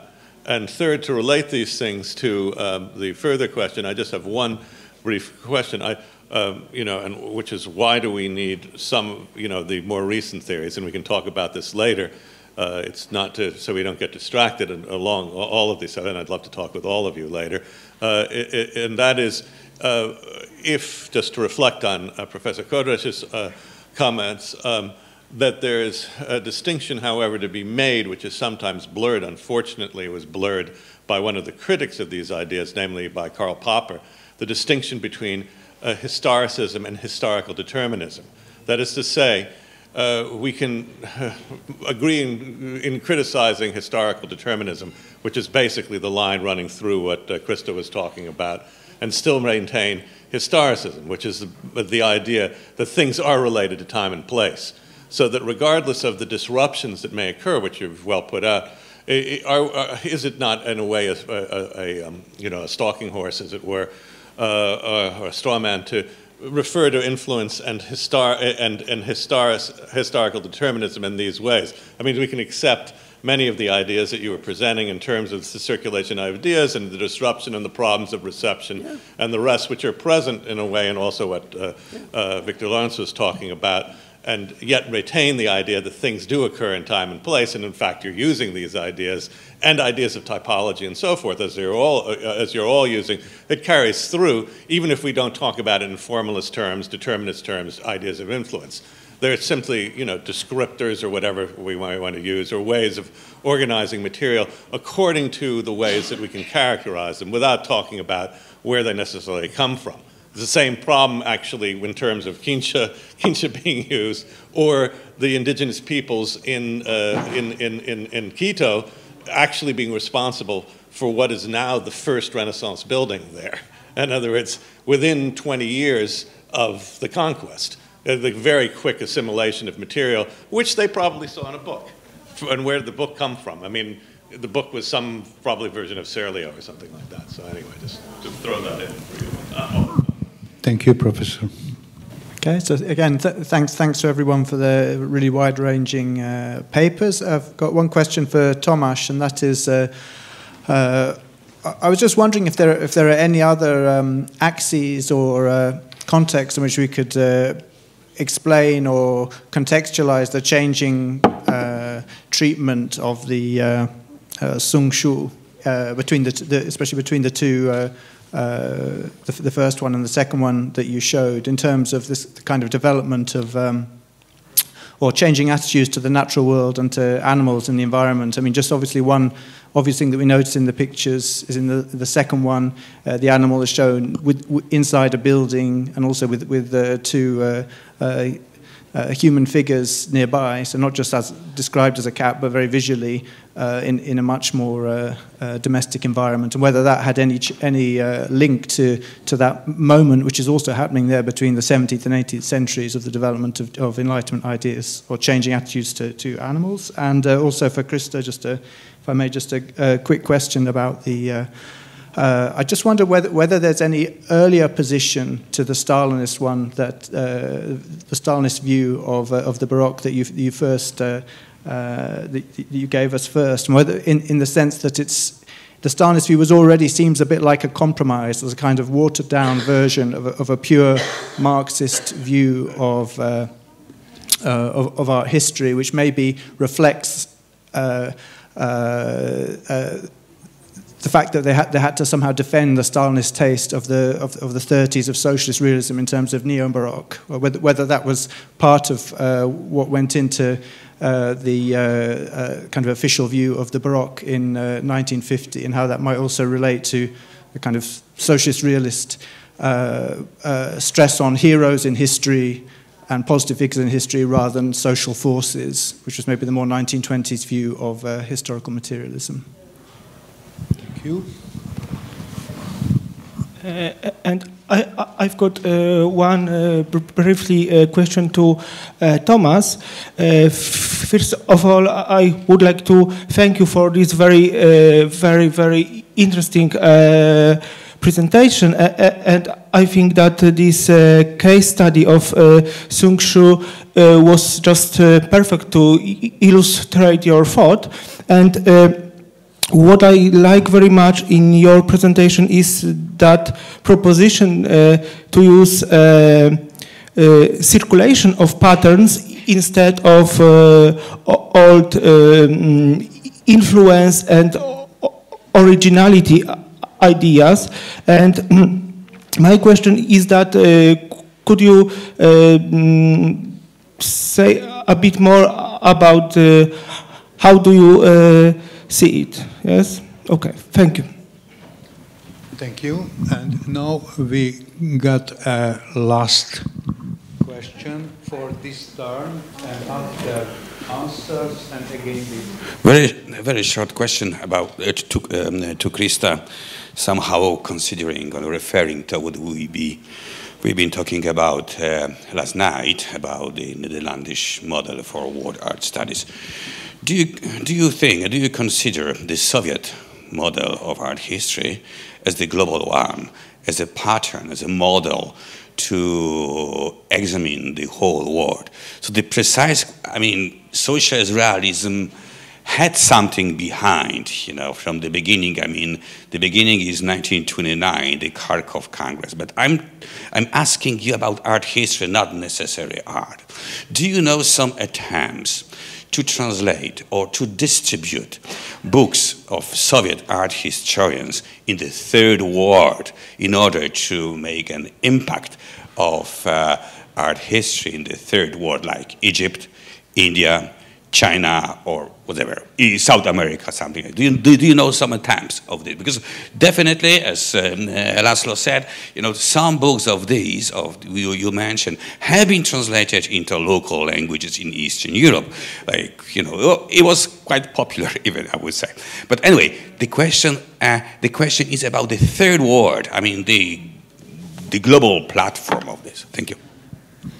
Thank you so much. And the better understanding my philosophy is that now it's a lot of questions, and first an answer, and then resume, and after you can start with the next series of questions, okay? So please try to answer for every question. To start. Is it working, the microphone? Yeah, okay, cool. So I think I'm going to try to respond to a few questions simultaneously. And so I'm going to try to tackle the question about circulation and also respond to Professor Kaufmann's comments about typology and origin, because of course we may be willing to challenge those notions, and yet at the same time we sort of end up still, you know, circulating against these notions in a way. But I guess why I'm against this sort of, you know, I don't know how to call it, old-fashioned way of talking about typology is that you can only have a typology if you really try to zoom in onto a very specific phase, you know, of the life of a specific form, and you can only examine, you know, a single branch of the developments within the life of a single form, and that means also that you would automatically ignore, you know, all the antecedents and all the afterlives, all the mutations at the same time. That also means that each new innovation would mean the death of the of an old form, or you know, all that. So that sort of links us to the very specific understanding of innovation, which is, I think, still understood in those weird Schumpeterian terms,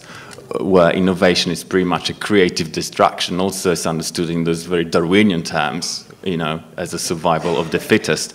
And I guess what I'm trying to suggest is that, I mean, that's pretty much what you mentioned yesterday. I mean, influence is really categorized and understood, you know, in spatial terms. And it's also linked to spatially identifiable origins. And I do think that, I mean, there's pretty much possibly no way of going beyond the origin paradigm, but I think there are differences of using the term. So if you use the term as some kind of Ursprung, you know, to use Nietzsche, which always refers us to the origin, almost understood in theological term, then that's possibly not the right thing to do. But if you understand it as what Nietzsche calls Herkunft, which I guess is understood as descent of some kind, which links us to Foucault's idea of genealogy, where, you know, you have the genealogical tree, and although, I guess, physically you can only link a certain trace within that tree, you should still understand there are other branches, and this is, I think, what I've been trying to do with the Sun Shu. I'm not sure how successfully, but that was the idea. What were the other questions? Oh yeah, about the what's Polish-Lithuanian about the Sung Shu. So as I said, it really depends on how you look at it, because, I mean, I would say not much, but that's precisely, I think, how we should be looking at global art history and the circulation of forms and ideas and technologies and all that. I mean, you can't really sort of pinpoint a very specific, I don't know, nation-centric framework to it, because there's so many different dimensions to it, right? And, you know, and just to focus on a single one is definitely not what I understand global art history should be about, right? I think, you know, the more subjectivities you can sort of pump into your analysis, all the better. Yeah, I think I'll finish here. Okay. Well, I start with the first question by Marina. About translations, I must say, I don't know, but what I noticed from the book of that's the Contemporary Art History in Abroad, published in '64. You know, there are many articles, and they're all articles. They are with notes, footnotes. Yeah? So you see that they had all the newest treatments of not only Baroque but every epoch. And they were this book consisted of the critical analysis of these new concepts, and, you know, like being in dialogue with them, not always critically, but pretty much also in positive sense. So I think, and there one must imagine that there was a very big distinction what was available on books in the centers. I mean, in Moscow and Leningrad, in central institutes, that was absolutely not available in Estonia. They were just not ordered into university libraries. So when I studied in late 70s, we learned older art. We learned only from the books from 30s. So it was just cut from the other republics, and this was the privilege of this all union, you know, institutes. So, but of course, this change. If you talk about the about the impact of this change, about the change of realist concept, then it was, of course, I think that it was discussed before, it was realized before, because the Stalinist art histories are, of course, vulgar Marxist, and you see that the people such as Alpatov or this Wipper, they were graduated before the First World War. You know, that was not their discourse actually. So how they adjusted their ideas into it. You see how people are struggling sometimes, yes? So not to say, mention about Estonians who I couldn't talk, you know, who also graduated in Estonia and had a absolutely different discourse, this main discourse, German discourse of art history. So I couldn't, unfortunately, draw the conclusions, because I had to cut my conclusions that were summarized, my ideas about this change of discourse. But of course, I was not mocking or you know, laughing at Marxist discourse, but I was laughing at vulgar Marxist discourse, and I also think that it was very bound to Western discourse. It was actually, the roots were there. They were just, you know, manipulating it, and at the very end, of course, I think that the discourse is structure our thinking, and exactly they guide our questions. So in that sense, I think that, of course, we use this heritage. The discourses are also heritage for us, but we have to do it very critically, because they are dangerous, as we see. So, Stalin, yeah. Well, I think that this Baroque discourse was developing together with realist discourse. This was my actually concept. That there was, before that, it was not addressed in a way. I think that only very few books appeared before the war, the Second World War, on Baroque, if one, I must say. But it was elaborated then later, because they had to. Also, I think one of the reasons was that they had to guide these new republics that were incorporated into Soviet Union. And Piotr, unfortunately, I don't know. I cannot answer your question because, but this is very interesting. Of course, I'm pretty sure that they were translated for the third world countries as well.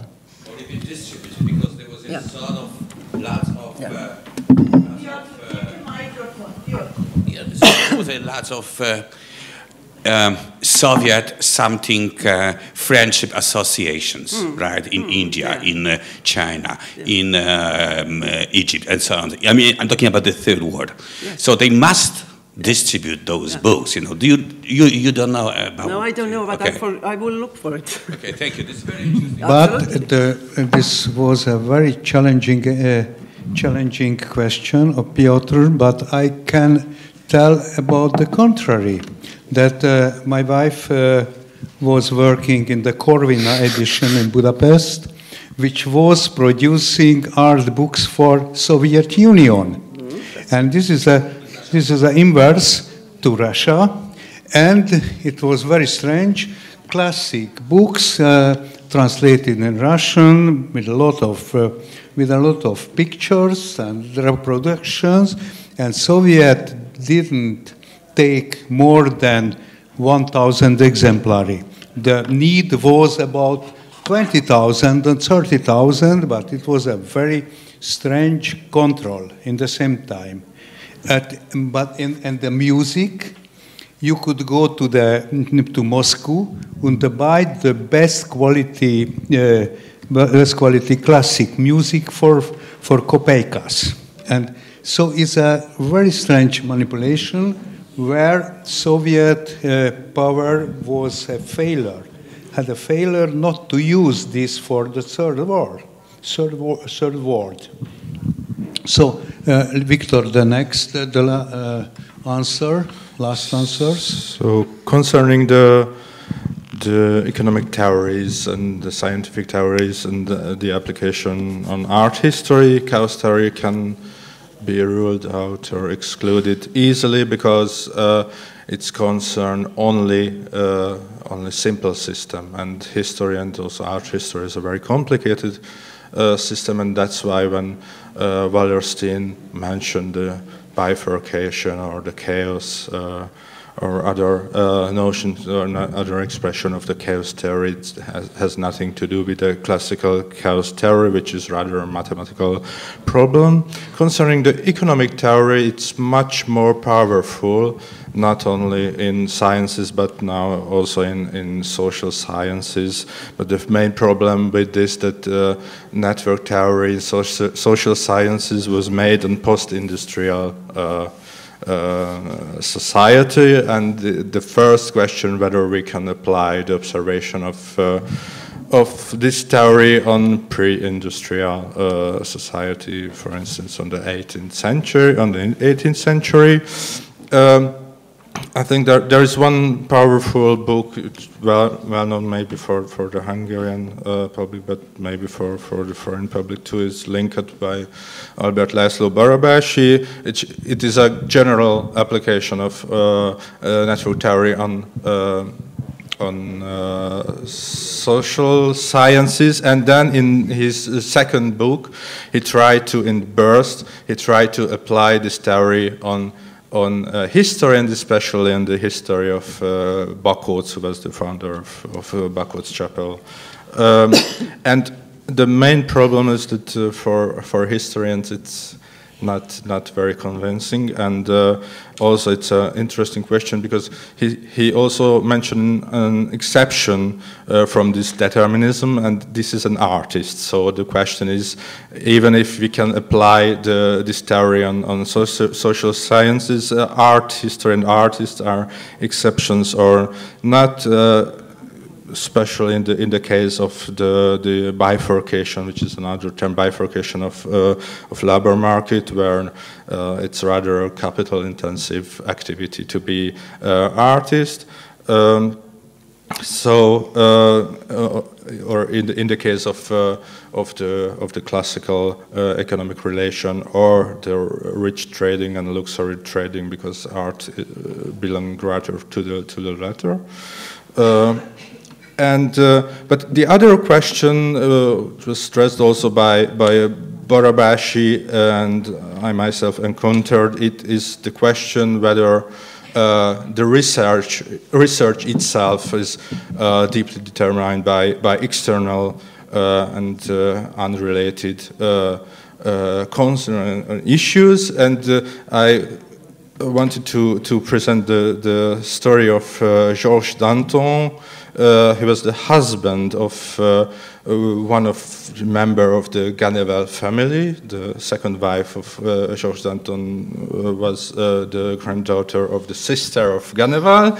But the problem is that when during the process against Danton, the key document of the family history was also seized. So it was impossible to find it elsewhere, and then I found it in this archive concerning the process of Danton. So it's an interesting and not really related event, historical event in the core, which impact on the research on an artist in the periphery. And concerning the question of indigenous art and relation, it's the one thing which was interesting to me, that there is a different kind of debate in the core and another kind of debate in the periphery. In the core, for instance, you know very well the debate on the colonnade of the Louvre, or the facade of Saint Eustache, facade of Saint Sulpice, which is between highly skilled and very important architect, and in the periphery you have rather the debate between the local persons and the architect who came from a center or from a semi-periphery, and you can observe even in this case when Ganneval had to work with other person who was recruited by the former bishop Esterhazy and the bishop before him, especially from Silesia, and he worked on another Baroque, pure Baroque plan of Franz Anton Pilgram, and then they had to change and execute this other plan, which is rather a neoclassical building. And yes, so indigenous, you can observe this problem of indigeneity in every periphery, I think, not especially in South or Central America, but also in this peripheral area in Europe and especially in Hungary. So. Okay, thank you. Now, as I guess we have first time to 5 next questions. 1, 2, 3, 4. Okay, 5.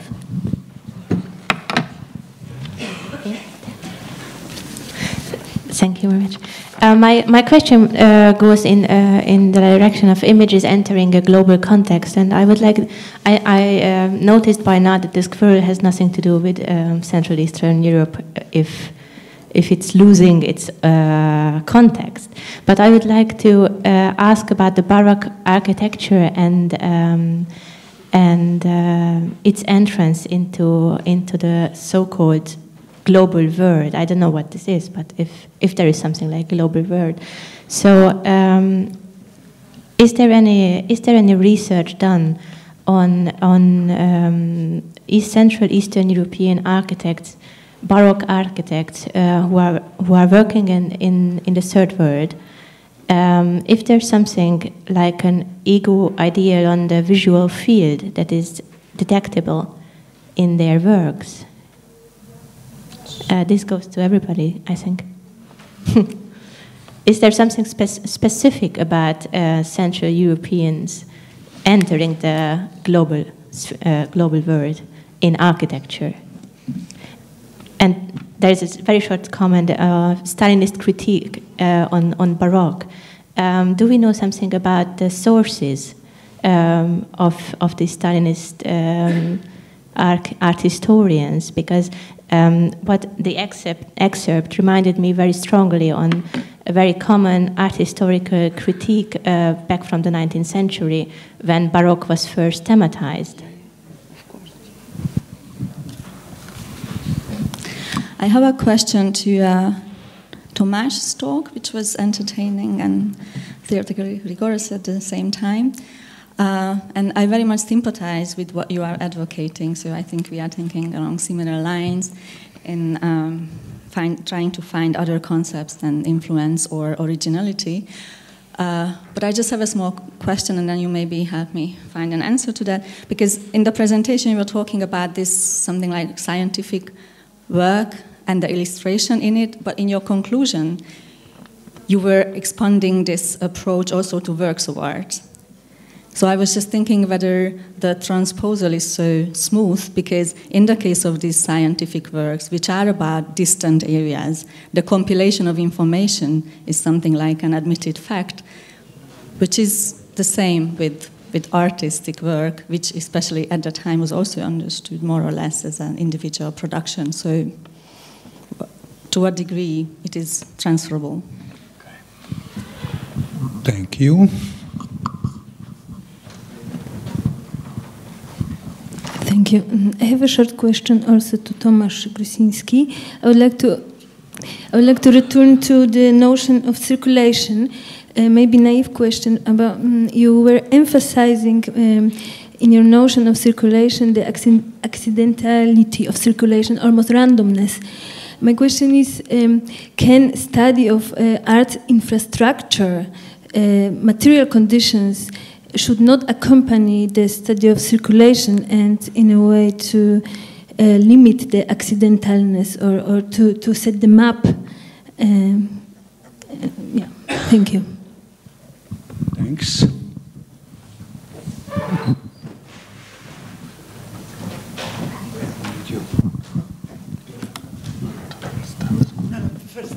No, it's okay. No, it is for you to. It is for you. Thank you to all of you. I have more comments about presentation of our male colleagues, but then we leave this for later. Krista, I have a question concerning this Baroque discourse. I didn't understand very well. Those art historians you quoted, okay, Lifshitz I know. Are they, any of them, are they Estonian or they were all Soviet Russia? I mean, Russian Soviet. And the other thing is, okay, we all know that in state socialism we are all atheists and so on, but in this Marxist or whatever we call it, yeah, Diamat, yeah, discourse on Baroque, is religion in any way mentioned? Okay. Thank you. Okay, so I have also a brief question to Krista and to Tomasz. The question is whether Arnold Hauser's Social History of Art was known at all, because that was published in 1951. I mentioned it. Oh, you mentioned. Sorry, so I missed that. Sorry about that. Then, so perhaps another comment. You know, I also studied in the 1970s, and you know, there was a Russian bookshop in the street near the university, and all the books, including books on art, were very cheap. And some of my colleagues, whose Russian was very good, regardless of their ideological leanings, they would go there and buy the books. As one of my friends, who is definitely not, who was never a left-wing oriented person, she was buying the books on, you know, Russian books on art history, on kind of universal art history, and she claimed that they are actually very helpful because they present the same. You may say the same facts or similar facts from a different perspective. so this is just one little comment and one question. I mean, I've already mentioned that informally, that there is, I mean, I kind of concur with Ruben and the specificity of the Polish-Lithuanian squirrel, which is not only represented in the landscape, but its specific feature is that it is a chasing squirrel. You know, a squirrel which is chasing another animal, the turtle, and obviously it's going to catch it because turtles are rather slow. So, I mean, there is another dimension. I'm not saying that this is specific. This is specificity of, you know, the Polish-Lithuanian kind of militant soldierly nature. Not at all. However, it is actually. I just noticed that, you know. And I had also noticed that on this last screen that you have presented, there was yet another squirrel that was a Chinese squirrel, wasn't it? I wonder whether that was the Ur squirrel. And I want to say that I love this squirrel theory, and perhaps that you can even compete with the, perhaps apart from the Italian and Netherlandish model of studying globalization, perhaps you can develop a kind of squirrel approach to that. Thank you. Unfortunately, Eva Forgac disappeared, so please answer. Okay, so I think I have about 5 questions, and I realize I haven't answered yours yet, so I have 6, and I'm going to combine them into 3. So I'll start with the squirrel theory, because, okay, so the first question was about how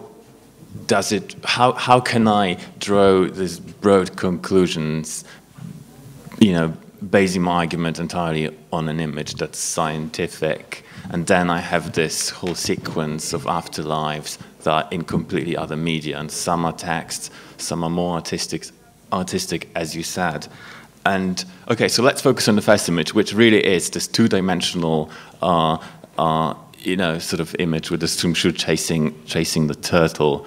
And then when Kircher has his own edition of it, it changes quite drastically. I mean, then you have that whole space, which I suppose is created in order for the beholder to have a better understanding of what the Sumshu does, you know, what's its appearance in different sort of, you know, in profile, in front and all that, and also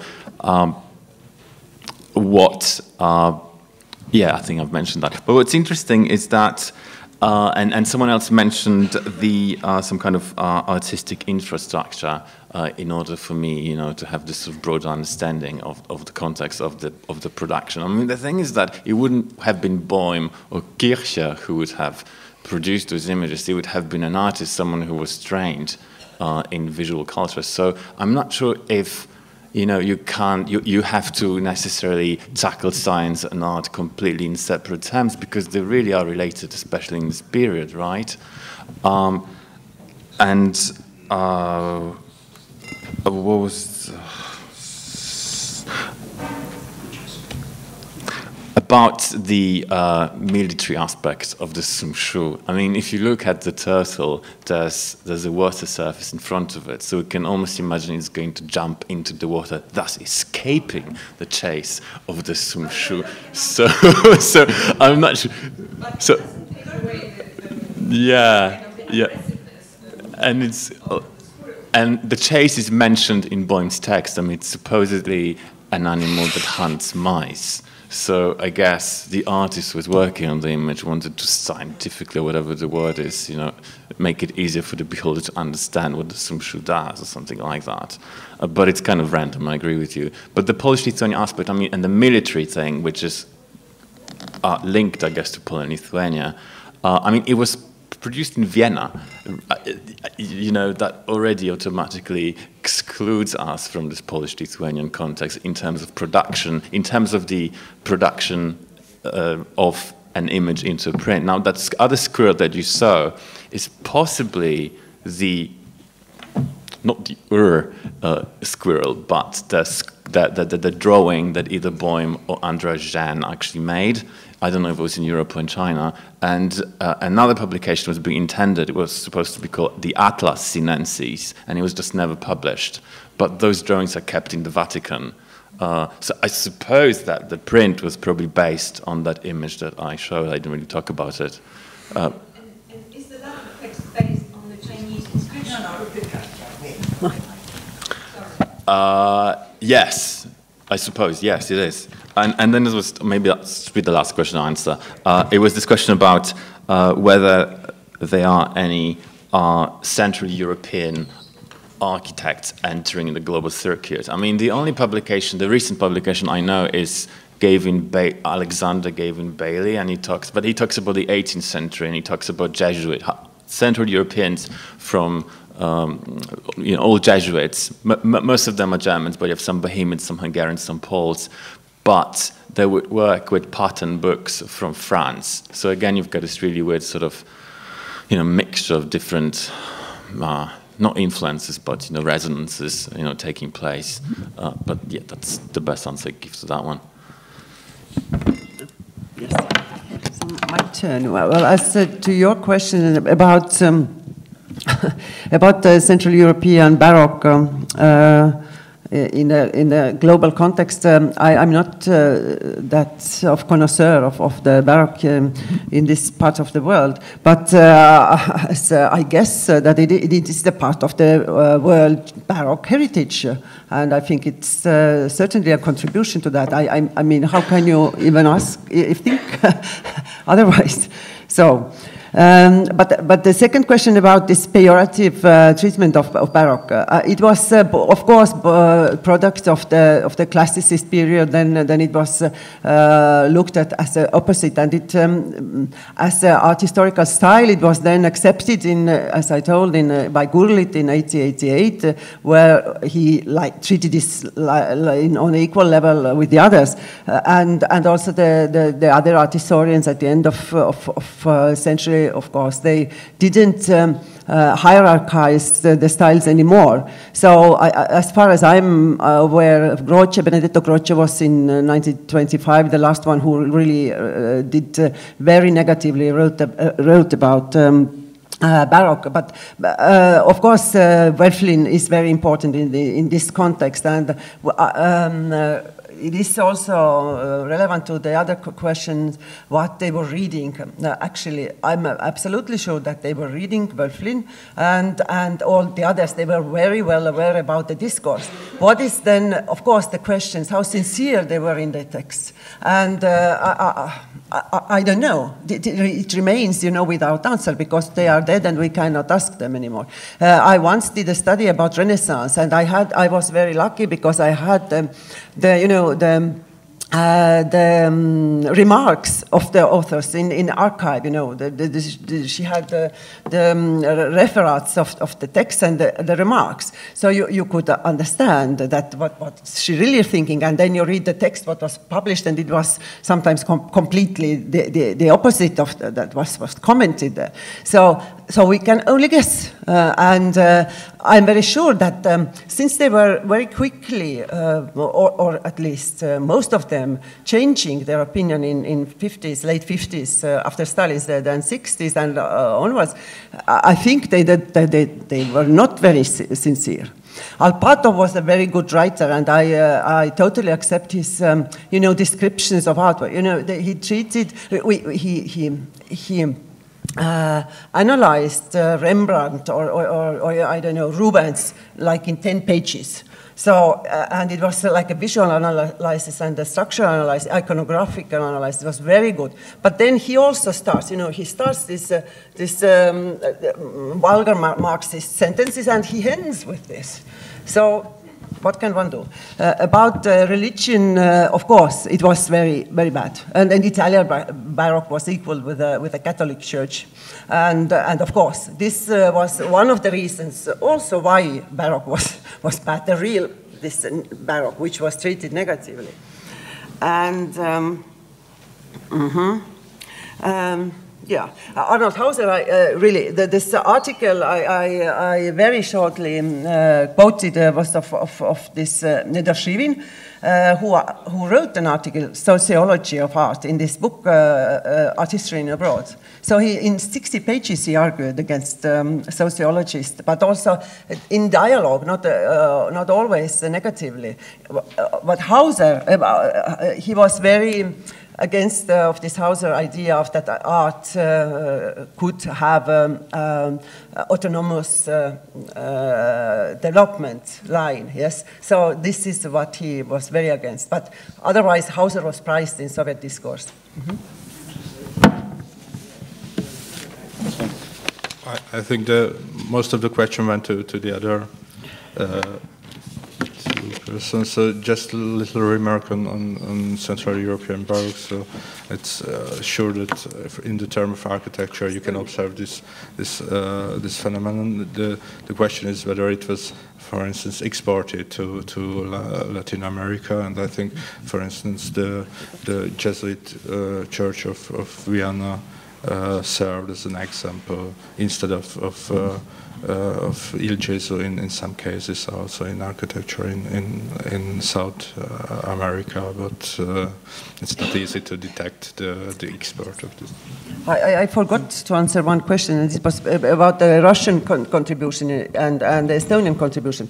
Well, obviously I had to think about it before, because I didn't realize that when I immediately recognized the Russian name and the Estonian name. They are so different. But anyway, some of them were Estonians. And of course, Estonians were very, they were very eager to really accept this revision of Marxist ideas in late 50s, early 60s.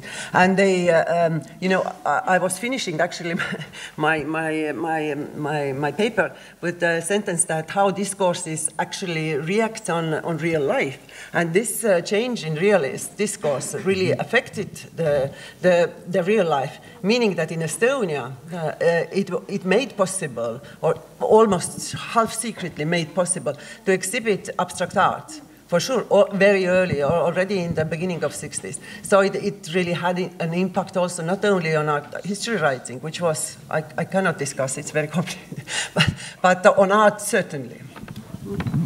Thank you so much for everybody, for questions, for answers, papers, and I wish you a little relax till 4:45 for the next session. Thank you again.